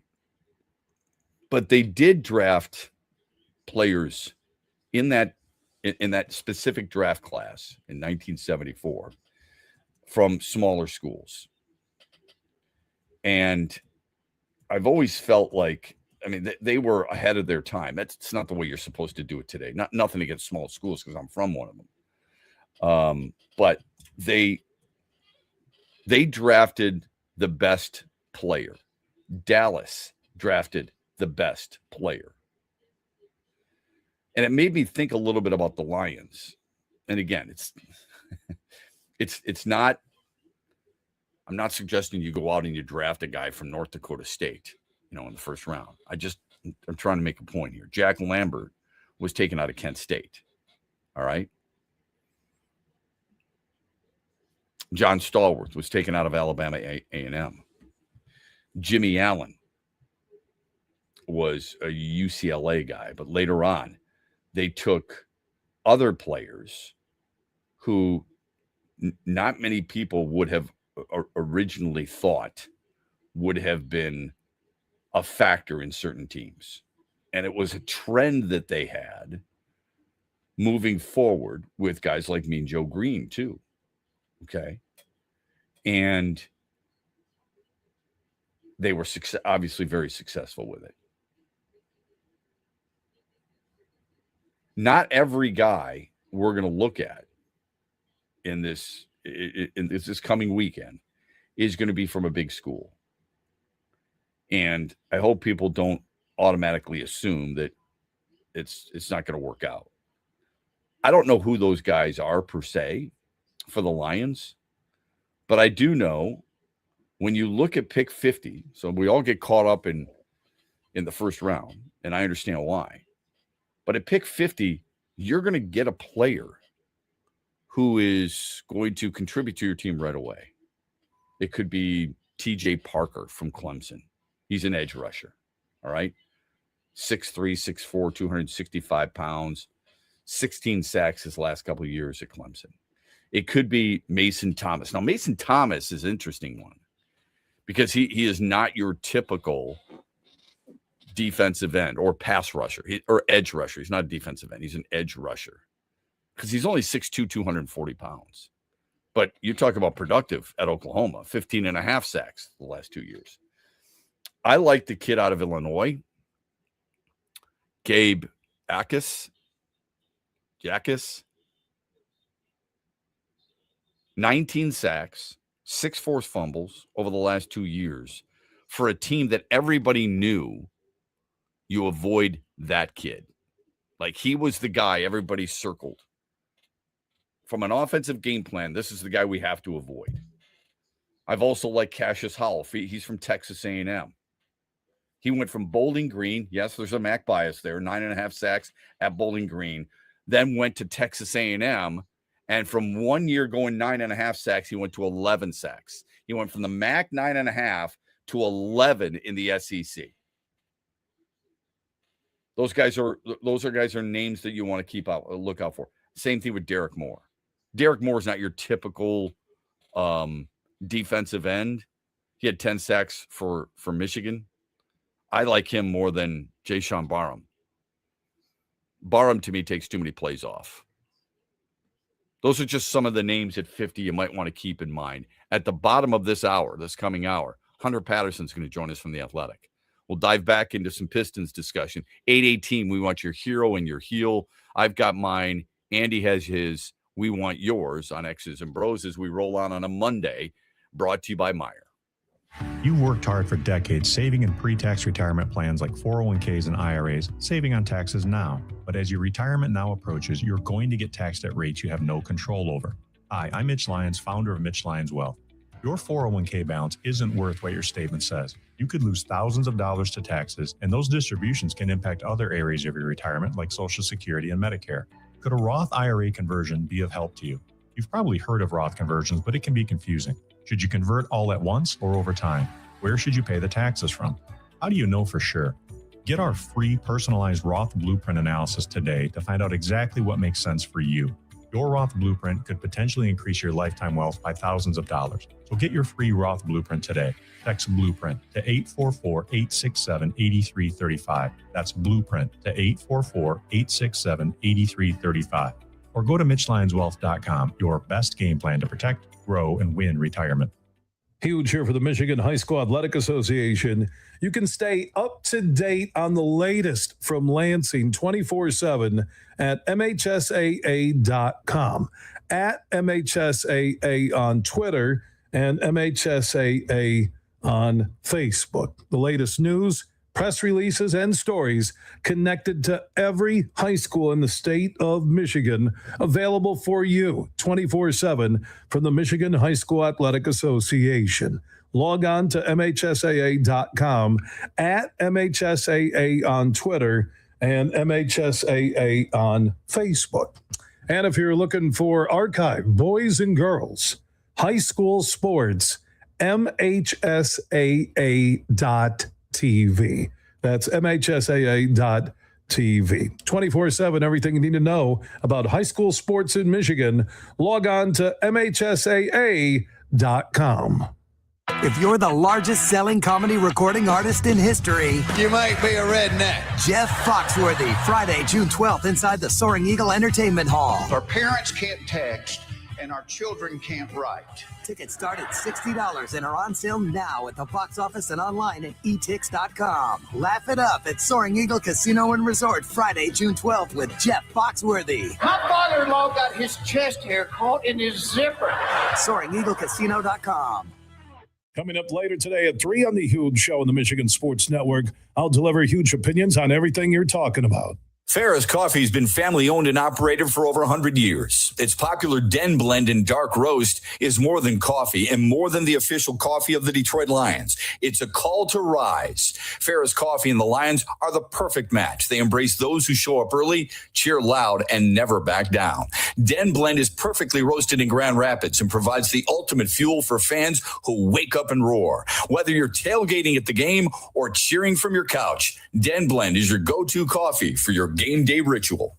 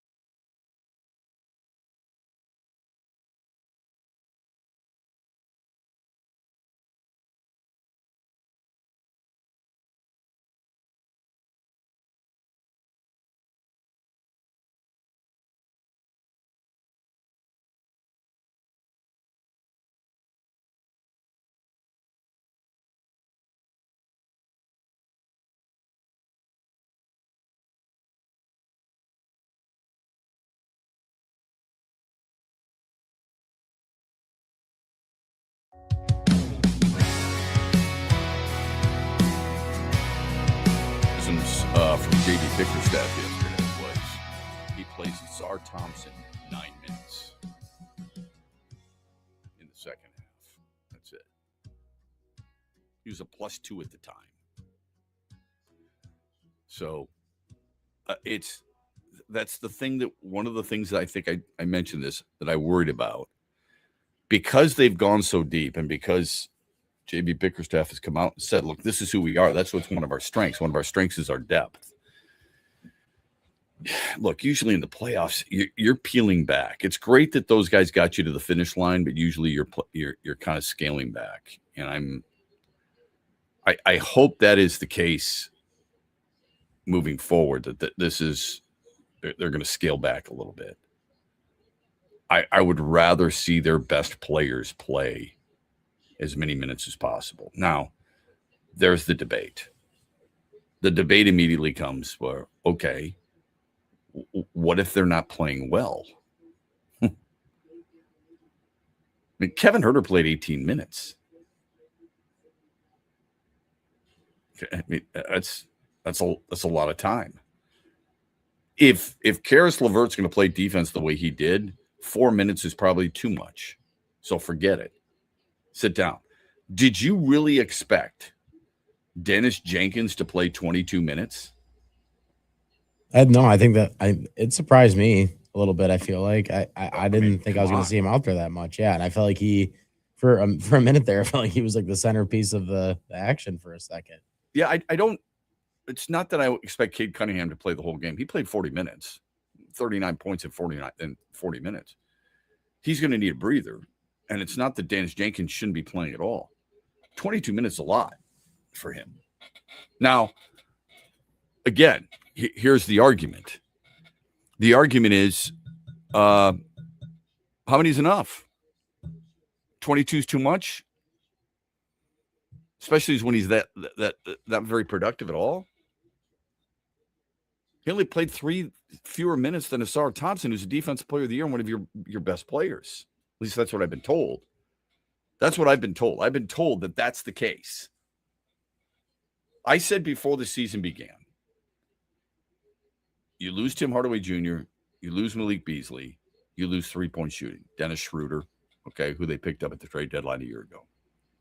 Where's it going to come from? Czar Thompson's got to be better offensively. Ron Holland's got to be better offensively. And Duncan Robinson's got to make a lot of threes. Duncan Robinson made a lot of threes. The other two guys showed minimal improvement. So I think something needs to change in that regard, personally. Pistons lose 112-101. Thompson is a finalist for Sixth Man of the Year, for Defensive Player of the Year. Duren is a candidate for Most Improved Player, and JB Bickerstaff is candidate for Coach of the Year. And rightfully so, all of them very justified and noteworthy. But Detroit's lost 11 straight home playoff games. Cade Cunningham led everybody at 39. Game 2 is Wednesday. OKC a winner. They cruised. 119-84 over Phoenix. Did what they were supposed to do. Spurs cruised over the Blazers. 111-98. Wembanyama had 35. Tigers beat the Red Sox 6-2. Dingler 3 for 4. 4 RBIs, including another homer. And the RBC Heritage, Matt Fitzpatrick beat Scotty Scheffler in the first playoff hole. As a team, by the way, the Tigers, 284 with a 776 OPS with runners in scoring position. Both of those numbers rank 3rd in the American League. The Tigers have 3 players in the top 10 with batting average with runners in scoring position. This is according to the Tigers now. Kevin McGonigal is 2nd. Riley Green is 7th. Spencer Torkelson is 8th. I know, that probably surprises you, especially the last name. Torkelson's batting .389, tied for 8th in the American League. Pretty impressive. Here's the Mitch Lions Wealth poll question. We have one for you every day. Thoughts on Game 1 of the Pistons versus the Magic? Shocked, disappointment, still believe, or the series is over.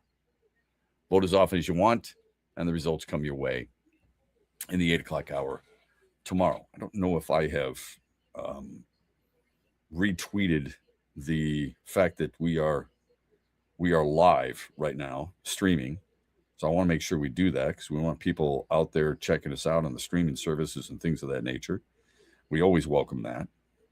So please make sure you tell a friend, and you can get involved in the chat on YouTube, on X, and on Facebook. And you can text us, Sports Radio 21,000, or call us 866-838-4843. That's the Meyer hotline. 835 Hunter Patterson of The Athletic will join us. This is a really good nugget from Mike Payton, who writes from A to Z. Mike Payton covers the Lions. We've had him on a number of times, and he did this research, so I can't take credit for it. It's need compared to best player. And here's what the Pistons have done under Brad Holmes, because he always talks about taking the best player available. And the reason I bring this up now is because I was just mentioning I was watching Path to the Draft 1974 on the NFL Network over the weekend. And I was looking at the Pittsburgh Steelers, and it was just something that caught my eye, and I wanted to watch, and it was raining outside, and I didn't feel like doing any work inside the house. So I wanted to watch this. And the Dallas Cowboys always had Gil Brandt and those guys who were marvelous. I'm not saying they would work today, but back in the day, they set a standard, and they were really, really good, and they took best player available. And the Pittsburgh Steelers did the same thing with Chuck Noll in charge. They took the best player available. And it seems like most of us feel like you just got to take either a name or you got to take by position. Brad Holmes in 2021, their biggest need was a wide receiver. They took an offensive tackle. Penei Sewell. In 2022, their need was an edge. They took an edge and a wide receiver in that draft. In 2023, their need was cornerback, and they took a running back and linebacker, obviously Jahmyr Gibbs and Jack Campbell. In 2024, the need was cornerback, and they took a cornerback. They took a quarterback. So when say he never drafts by need, well, I wouldn't go that far. In 2024, most people felt like they needed what? They needed some help at corner. Okay. They took Terrion Arnold. And now people are pissed that they took Terrion Arnold. But they drafted for need. Don't you remember that? Last year, what did they need? An edge? Absolutely. That's what most people would have suggested. So that's who we were looking at. They took Tyleik Williams, defensive tackle, at number 28 overall. Who did they pass up as defensive end or edge? Most people can't tell you. The name is really from Dallas. Donovan Anziruka from Boston College. How good was he this year? Well, he was pretty productive. He's not going to make you forget Aiden Hutchinson, but he was pretty productive. Would that have made a difference? Good question. How productive was Tyleik Williams? Not as impactful as you and I would have liked. That's for certain. So something has to change there. And Zawerke, by the way, for Dallas, had 2 sacks. That's it. So when they say you got to start drafting certain guys, you better make sure those guys turned out to be decent players or at least productive players. Nick Scorton was the name that I think a lot of people originally thought. He went 51 overall, Texas A&M. He had 5 sacks for Carolina. So you could almost understand that to a certain extent, right? But would you have really taken him as high as, I mean, if he goes 51, and wouldn't you think a lot of people would have been saying that's a bit of a reach right there?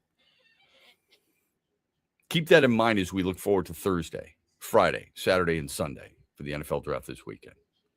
Hunter Patterson at the bottom of the hour. We'll talk more Pistons with you here on X's and Bros. Glad you're with us on a Monday morning. We're brought to you this hour by our friends at Avello Air at AvelloAir.com. In the Den with Dan Dickerson.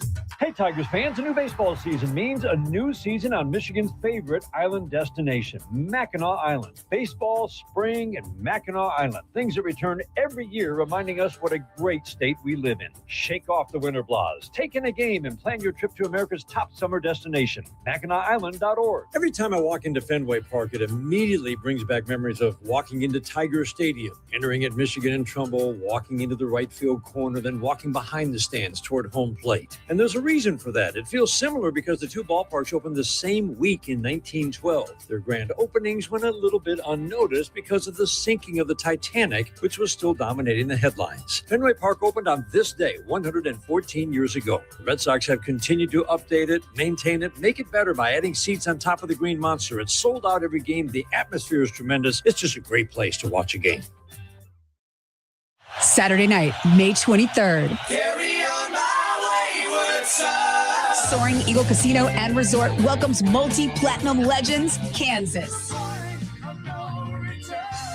Tickets start at $60 and are on sale now at the box office or etix.com. Just in the wind. Don't miss the best of classic rock. Kansas returns to Soaring Eagle Saturday, May 23rd. SoaringEagleCasino.com. What's up, Michigan? You're listening to Shep. Don't forget the huge show later today at 3 on the Michigan Sports Network. Where are you watching the Tigers this year? Superfly Hayes here for Detroit Sports Net. Sign up like the Ute Show did with the Detroit Sports Net Tigers Wings package. Subscription info at tigers.com and MLB.com.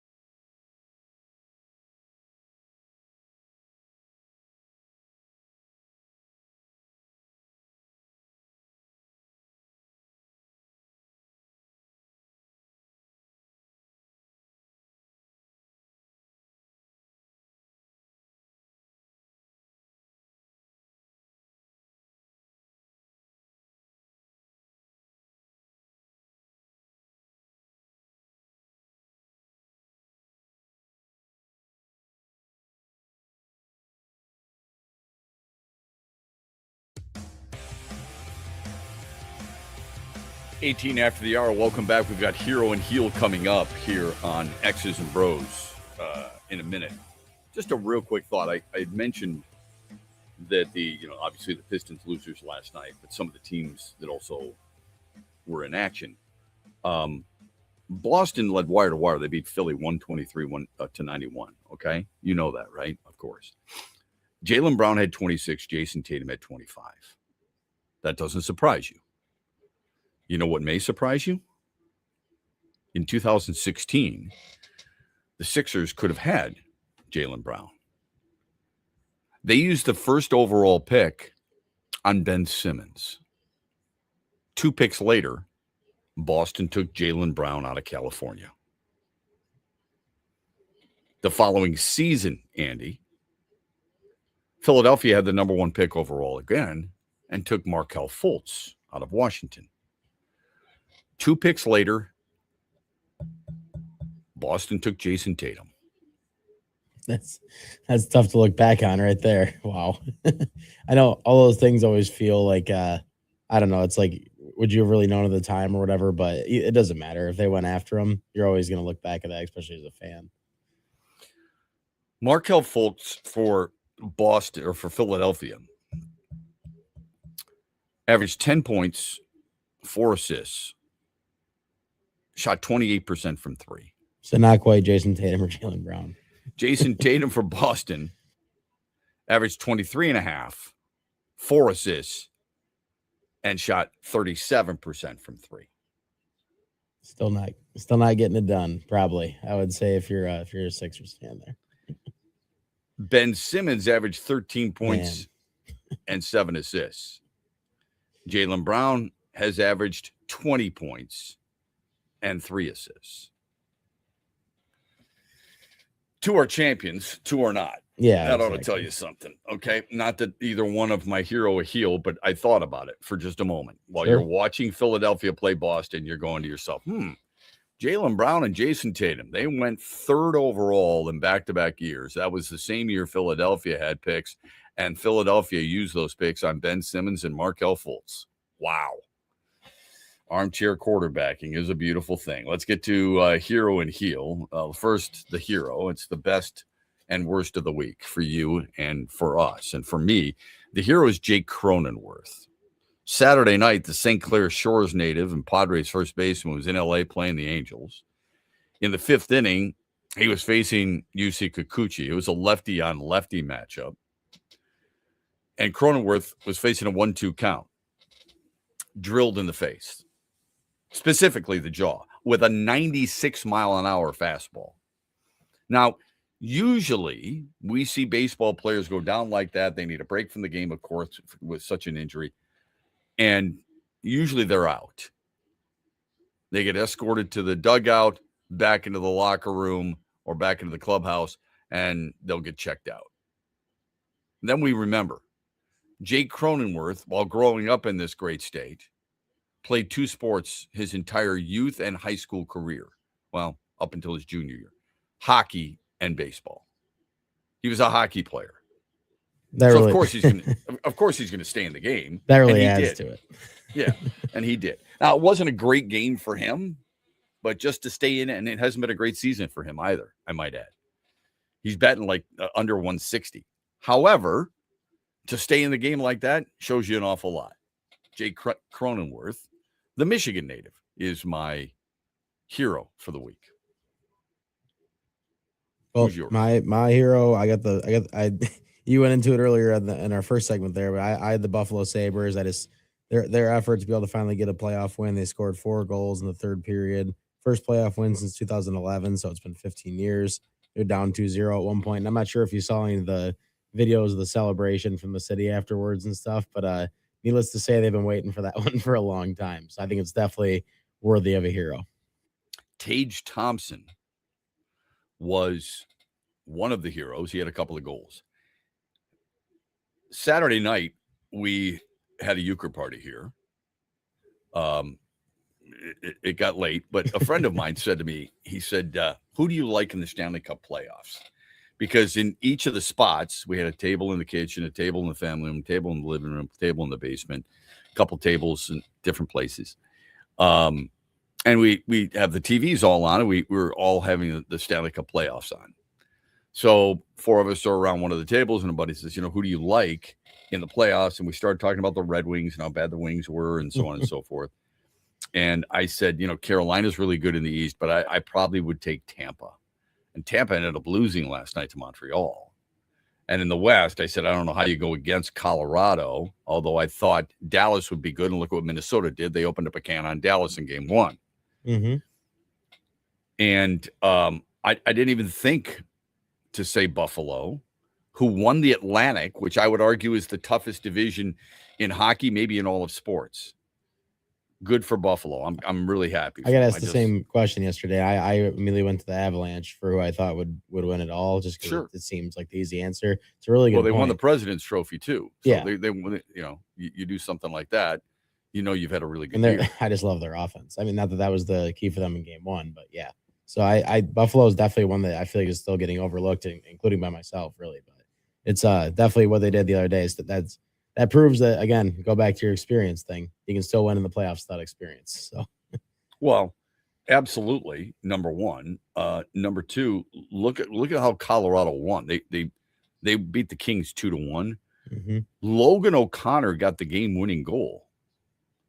Logan O'Connor this year didn't have any goals. He played 13 games and didn't have any goals. He had 2 assists all season. And we talk about time and time again, people in the playoffs that come up and make big plays like this that don't do stuff like all season. So especially in hockey. You're right. All right, time for our heel. My heel is Ty Simpson. He's the Alabama quarterback. You're probably like, what the hell are you talking about? Ty Simpson went on the podcast hosted by Caleb Downs. He's the Ohio State safety who will be top 10. Most people have him as top 5. Anyway, he's got a podcast. Ty Simpson knows him well.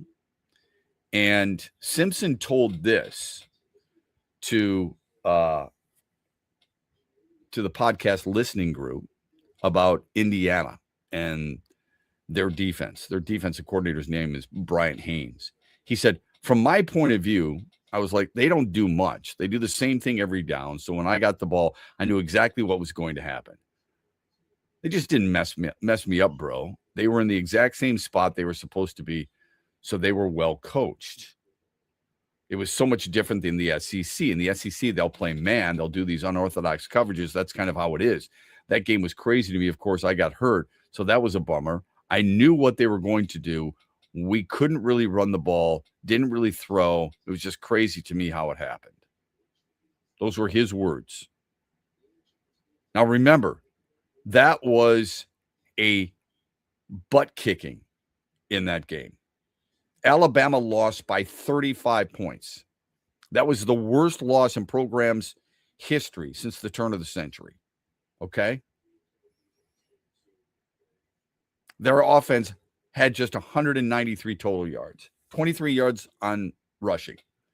And Simpson went 12 of 16 for 67 yards. That's it. Unbelievable. Indiana's defense and their defensive coordinator, Coach Haynes, was fantastic in his response. And basically saying, grow up. Okay? He said, adorable. We also saw everything you were doing on every single snap. We just had a way to exploit it. That's all it took to break your fan base. No apologies, no compliments. Grow up. He had a bad take. And I said the plainful truth. Who's your heel of the week? Yeah, quickly, I got Garrett Crochet, who obviously we saw pitch this past weekend. Oh, my God. Some people coming in. I even heard like Cy Young from a couple people maybe this year. It's definitely not going that direction. Last 2 starts, he's allowed 16 hits, 15 earned runs, 4 home runs, 4 walks, and 6.2 innings. So really good. 2/3, yeah. Really good one. On the season, he's 2-3, the 7.8 ERA. That's not getting it done for what he's supposed to be doing. So much for being the best lefty in the game. Exactly. Terry Skubal says, hold my beer. When we come back, Hunter Patterson joins us from The Athletic to talk about the Pistons. This is X's and Bros brought to you by Avello Airlines. Van Andel Institute Purple Community is a grassroots fundraising network powered by the dedicated volunteers who support VAI's mission to improve human health now and in the future. When you raise funds through the Van Andel Institute Purple Community, 100% of the proceeds go directly to the Institute's research into diseases like cancer and Parkinson's, as well as VAI's science education programs. Learn how you can get involved at purplecommunity.org. Saturday night, May 23rd. Carry on my wayward son. Soaring Eagle Casino and Resort welcomes multi-platinum legends, Kansas. Tickets start at $60 and are on sale now at the box office or etix.com. Just in the wind. Don't miss the best of classic rock. Kansas returns to Soaring Eagle Saturday, May 23rd. SoaringEagleCasino.com. Motown Legends, TNT, together again. Temptation. Four Tops, Saturday night, May 9th at Soaring Eagle Casino and Resort. Tickets start at $55 and on sale now at the box office at etix.com. Saturday night, May 9th at Soaring Eagle Casino and Resort. Temps and Tops, together again. What's up, Michigan? You're listening to my good friend Shep. The Huge Show is coming up later today at 3, right here on the Michigan Sports Network. Where are you watching the Tigers this year? Superfly Hayes here for Detroit Sports Net. Sign up like the Huge Show did with the Detroit Sports Net Tigers Wings package. Subscription info at tigers.com and MLB.com.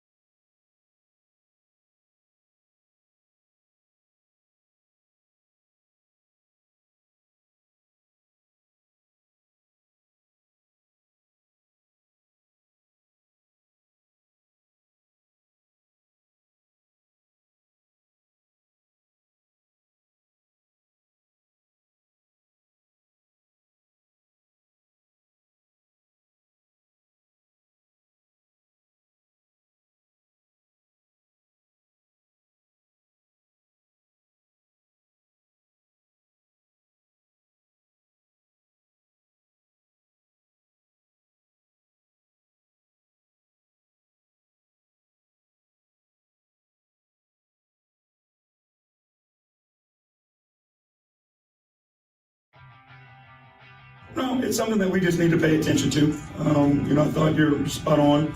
There were times in the game where we got stagnant, and I feel like, that happened to us because we got down early, and then it felt like, there was so much weight and so much pressure on each possession that we got to a point where we were just trying to do it all, hit a home run every time. So, again, I thought there were moments where we found what we needed to do. We just need to replicate that more. JV Bickerstaff following the loss to the Magic last night that surprised most, if not all, around the NBA world, but especially here in the state of Michigan. Welcome back. Hunter Patterson was there. It was a late night. He wrote some great stuff in The Athletic, and he joins us here on X's and Bros. You can follow him on Twitter at Hunter Patterson. Look, I don't know if anybody thought this was going to be a clean sweep. I didn't, but I sure didn't expect him to lose game one. What do you think the biggest reason was for Orlando winning game one and shocking everybody, Hunter? Good morning. Glad to be back on with you. I think the Magic just beat the Pistons at their own game. They were the more physical team. They had 20 more paint points than the Pistons did. And obviously, Cade had a playoff career high, but no one outside of Tobias ended up finishing in double-figure scoring. So I think it was just a combination, like I said, of Orlando being the more physical, more aggressive team and the team that imposed its will, while the Pistons just never really got in the rhythm. And each time they went on a run, the Magic matched it. Yeah, I brought up a couple of things, and I want your perspective on this because you followed this team so closely and give us such great information. 2-point field goals. Orlando was 61%. Detroit was 46%. Offensive rebounds, 11-6 in favor of the Magic. And then the bench, the Pistons shoot 4 of 16. How much are relevant compared to the lack of touches and shot attempts from Jalen Duren in your mind? I think there's definitely a correlation between just being essentially bullied the way the Pistons were and Duren not being too assertive offensively at all. Yeah. I mean, 4 shot attempts from Duren, I think he understands isn't going to cut it. I think everyone in the locker room understands isn't going to cut it. The only game he had in the regular season where he shot only 4 shot attempts was second game of the season when they lost to the Rockets, and he was ejected in 12 minutes. So you're just not going to win a game when JD only takes 4 shot attempts, and usually he's the one who dominates the paint. He's the one who is pretty effective on the offensive boards, but he just couldn't really get a rhythm or any type of flow going. And I think that's a direct correlation between that and then the Pistons also essentially being bullied. Hunter Patterson of The Athletic joining us here on X's and Bros. You can follow him on Twitter at Hunter Patterson. Let me ask you this. Somebody had texted us earlier today and said the Pistons are better off when Cade doesn't shoot as much. He was selfish last night. My comment to that was, there's a fine line. When you notice your other teammates aren't shooting the ball very well or aren't as active as they should be, and you're trying to keep your team in it, you've got to stay in it. Wembanyama had 21 shot attempts last night. So did Jaylen Brown. How much is enough? What was your feeling on the rhythm of the offense for the team last night in general? I think that text probably oversimplified things a bit. I mean, Cade is one of the best facilitators in the league.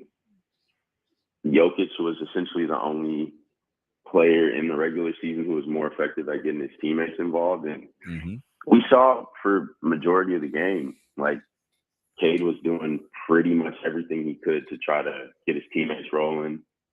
And it was essentially one of those games where he was trying to set the table for his teammates. And then once the fourth quarter rolled around, he's like, I essentially have to be the one to do this. And the fourth quarter was his highest scoring quarter of the game. He had 16 in the fourth, 25 in the second half. So I think he was not trying to force the issue until he realized he absolutely had to give his team a chance to win. And I mean, it's also not easy to operate when there are at least 3 players in the paint each time you have the ball, the way the Magic defended Cade. So, I think that text is kind of just oversimplifying things. But Cade seemed to be trying his best to get his teammates involved, and no one had it rolling, unfortunately.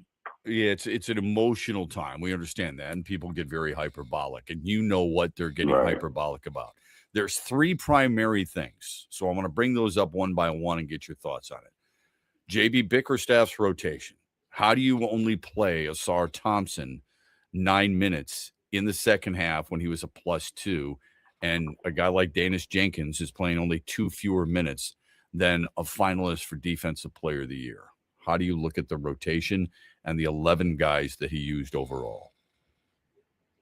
Yeah, I think in going with Danis over Asar, the only logical explanation I could come up with there is searching for more offense than defense.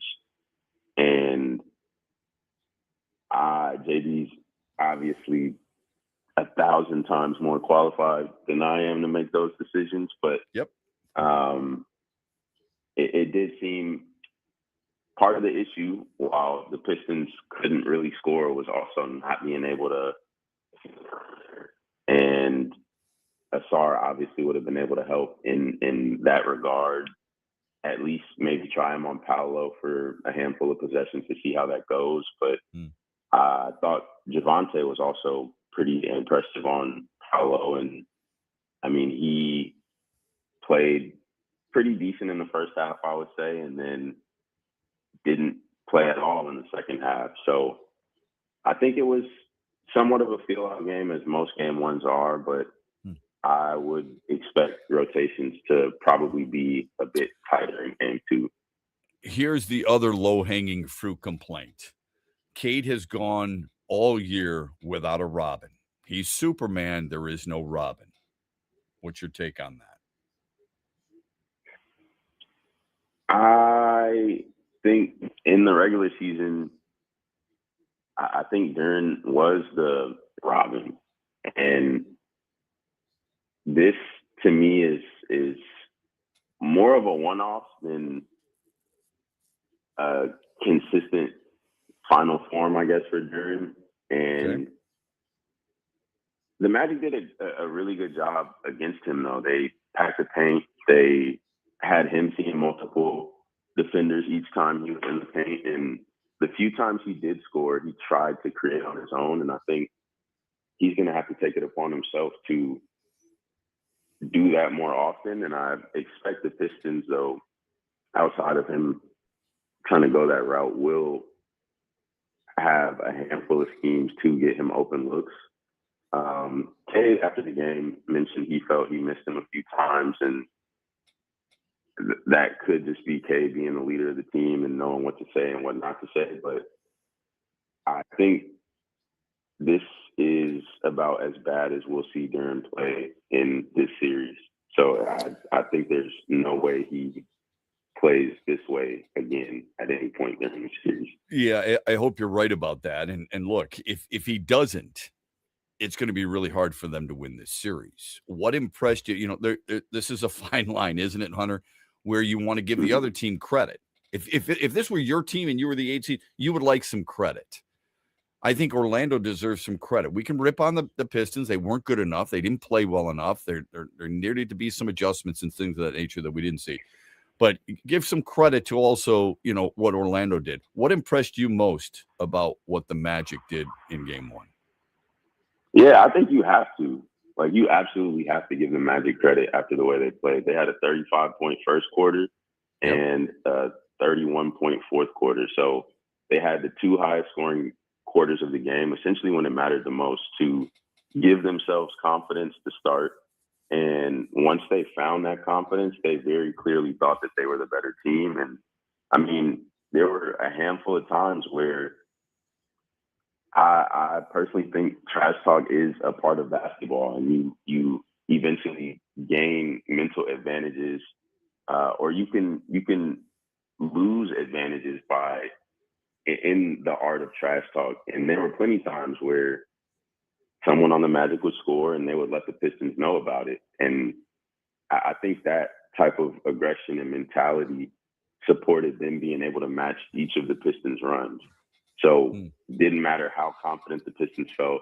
Once the Magic started that way and had that 35-point first quarter and were the more physical team, they let the Pistons know that they thought they were better, and they backed it up with their play. So there's no way you can't give the Magic the credit they deserve after that win. That was impressive. Hunter, you were there. I can't remember if you asked the question or not, but JB Bickerstaff said, look, I mean, they were doing a better job in the paint. All right. I mean, you mentioned that as one of the biggest keys. They outscored Detroit by 20 in the shaded area, and that doesn't happen very often. But if that were the case, and we know it to be the case, what about, and this is the other low-hanging fruit in the third and final one, the adjustments that many people feel JB Bickerstaff needed to make after noticing what Orlando was doing? Where was that? Yeah, I think it's tough when you have to space the floor to get people out of the paint, and the Magic essentially had we're going to make someone other than Cade beat us approach. And we saw, as we spoke on earlier, like Cade took it upon himself to try to score, but there just wasn't anyone who stepped up and was able to beat the Magic other than Cade. Duncan was 50% from three, so have to tip your cap to him there. But other than Duncan and Cade, no player on the Pistons made more than 1 3. So in order to bring Orlando's defense out of the paint and not allow them to load up on Cade and Duren, someone's going to have to make threes. The Pistons were 10 for 32 last night from distance. Yep. And I think that is kind of one of the bigger adjustments. You just have to be able to hit threes to be effective in the half court in the postseason, because you're not really going to be able to rely on turnovers or points off of turnovers. The Pistons have more than the Magic. But the Magic are just as physical and just as able to force turnovers as the Pistons. So it's going to come down to just having to make shots and specifically make threes to be able to spread the Magic's defense out. Well, look, I mean, this is the reason but see, Orlando only made 10 triples. That's why I brought up the 2-point conversion. Detroit on the year, 51.7% defensively against the two. Last night, 61% makes for Orlando. I think that has to change. We've talked about Cade Cunningham and how good he is. We all know that. I thought Detroit was really good without him this year. Doesn't lessen his importance of a team, so don't get me wrong. But people constantly bring up the need for a Robin. Do you think, at least for this season or this series and this playoff push, and I don't think they're good enough to get to the NBA championship. I've said that even before last night, but they're good enough to get the Eastern Conference Finals. Is Jalen Duren good enough to be a number 2 on this team, or do you not view him as such and put people in those types of boxes? I think he can be a number 2. I think he's someone he's shown he has the offensive chops in the regular season, and obviously the regular season and postseason are drastically different, as evidenced by last night. But he's shown more ability to create shots for himself. Sometimes I think he gets lost on people that he is 22, although it seems like he's been in the league for a while now. But he has the potential, and I think it's about just realizing that potential, which he did, like I said, during the regular season. But whether he's Robin and Cade's Batman, they're still going to need. I think championship teams need a pecking order of 3 players who can create their own shots. And as impressive as Duren is, someone else will have to be able to say, all right, Cade, they're packing the pen on you. All right, Duren, they're also packing the pen on you, and you're essentially not being as aggressive as you have throughout the year. Y'all are doing what you need to do to get going, but in the meantime, I'm going to take that responsibility on myself, and I'm not sure who even the third person is right now. So Tobias was 5 for 15. He finished with 17 points, only made one of his 7 3-point attempts. But I think even apart from Cade and Duren, there's going to need to be a third player who has the scoring chops to be able to get a bucket on his own. Yeah. Lastly, I don't think this is necessarily an indictment, but it's a fair concern. You know, we can still be fans and believe in a team, but still have a point where you look at them in the postseason and understand that it's not good enough. But when you see OKC go and do what they did, Boston do what they did, San Antonio do what they did, we measured this Pistons team against those teams, not against Cleveland, not against Toronto, not against Orlando. We measured them primarily against OKC, San Antonio, and Boston because we thought they were different. I don't know how much this changes your mind in that regard, but those teams knew what they had to do. Do you think it has anything to do with the fact that this team hasn't won a playoff series and hasn't won a playoff home game in now the last 11 tries?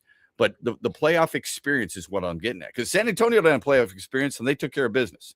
It's not like Orlando's got a ton of playoff experience and they took care of business. What do you think that is? Why they may have started a little tight per Cade Cunningham?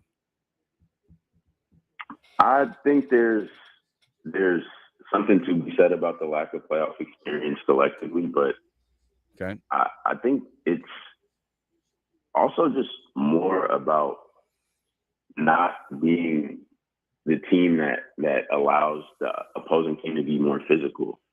So, I mean, it's a unique situation because the Magic have been playing well. They haven't had this week off, essentially, that the Pistons just had, but that's not an excuse for them to play the way they did. I think the funny thing was, I guess, in the locker room and in the post-game presser was a certain sense of calm that I recognized Cade had and a lot of the guys we spoke to last night. So I think that partially is because they realized that this, I think, is the worst that we're going to see them playing in this series. And if you remember from the start of the game, the Magic just came out hot. Jalen Suggs was, I mean, amazing. He made all of his threes in the first quarter. He didn't make another one outside of that. So I think they just came out and were a bit shell-shocked and weren't able to respond the way they should have.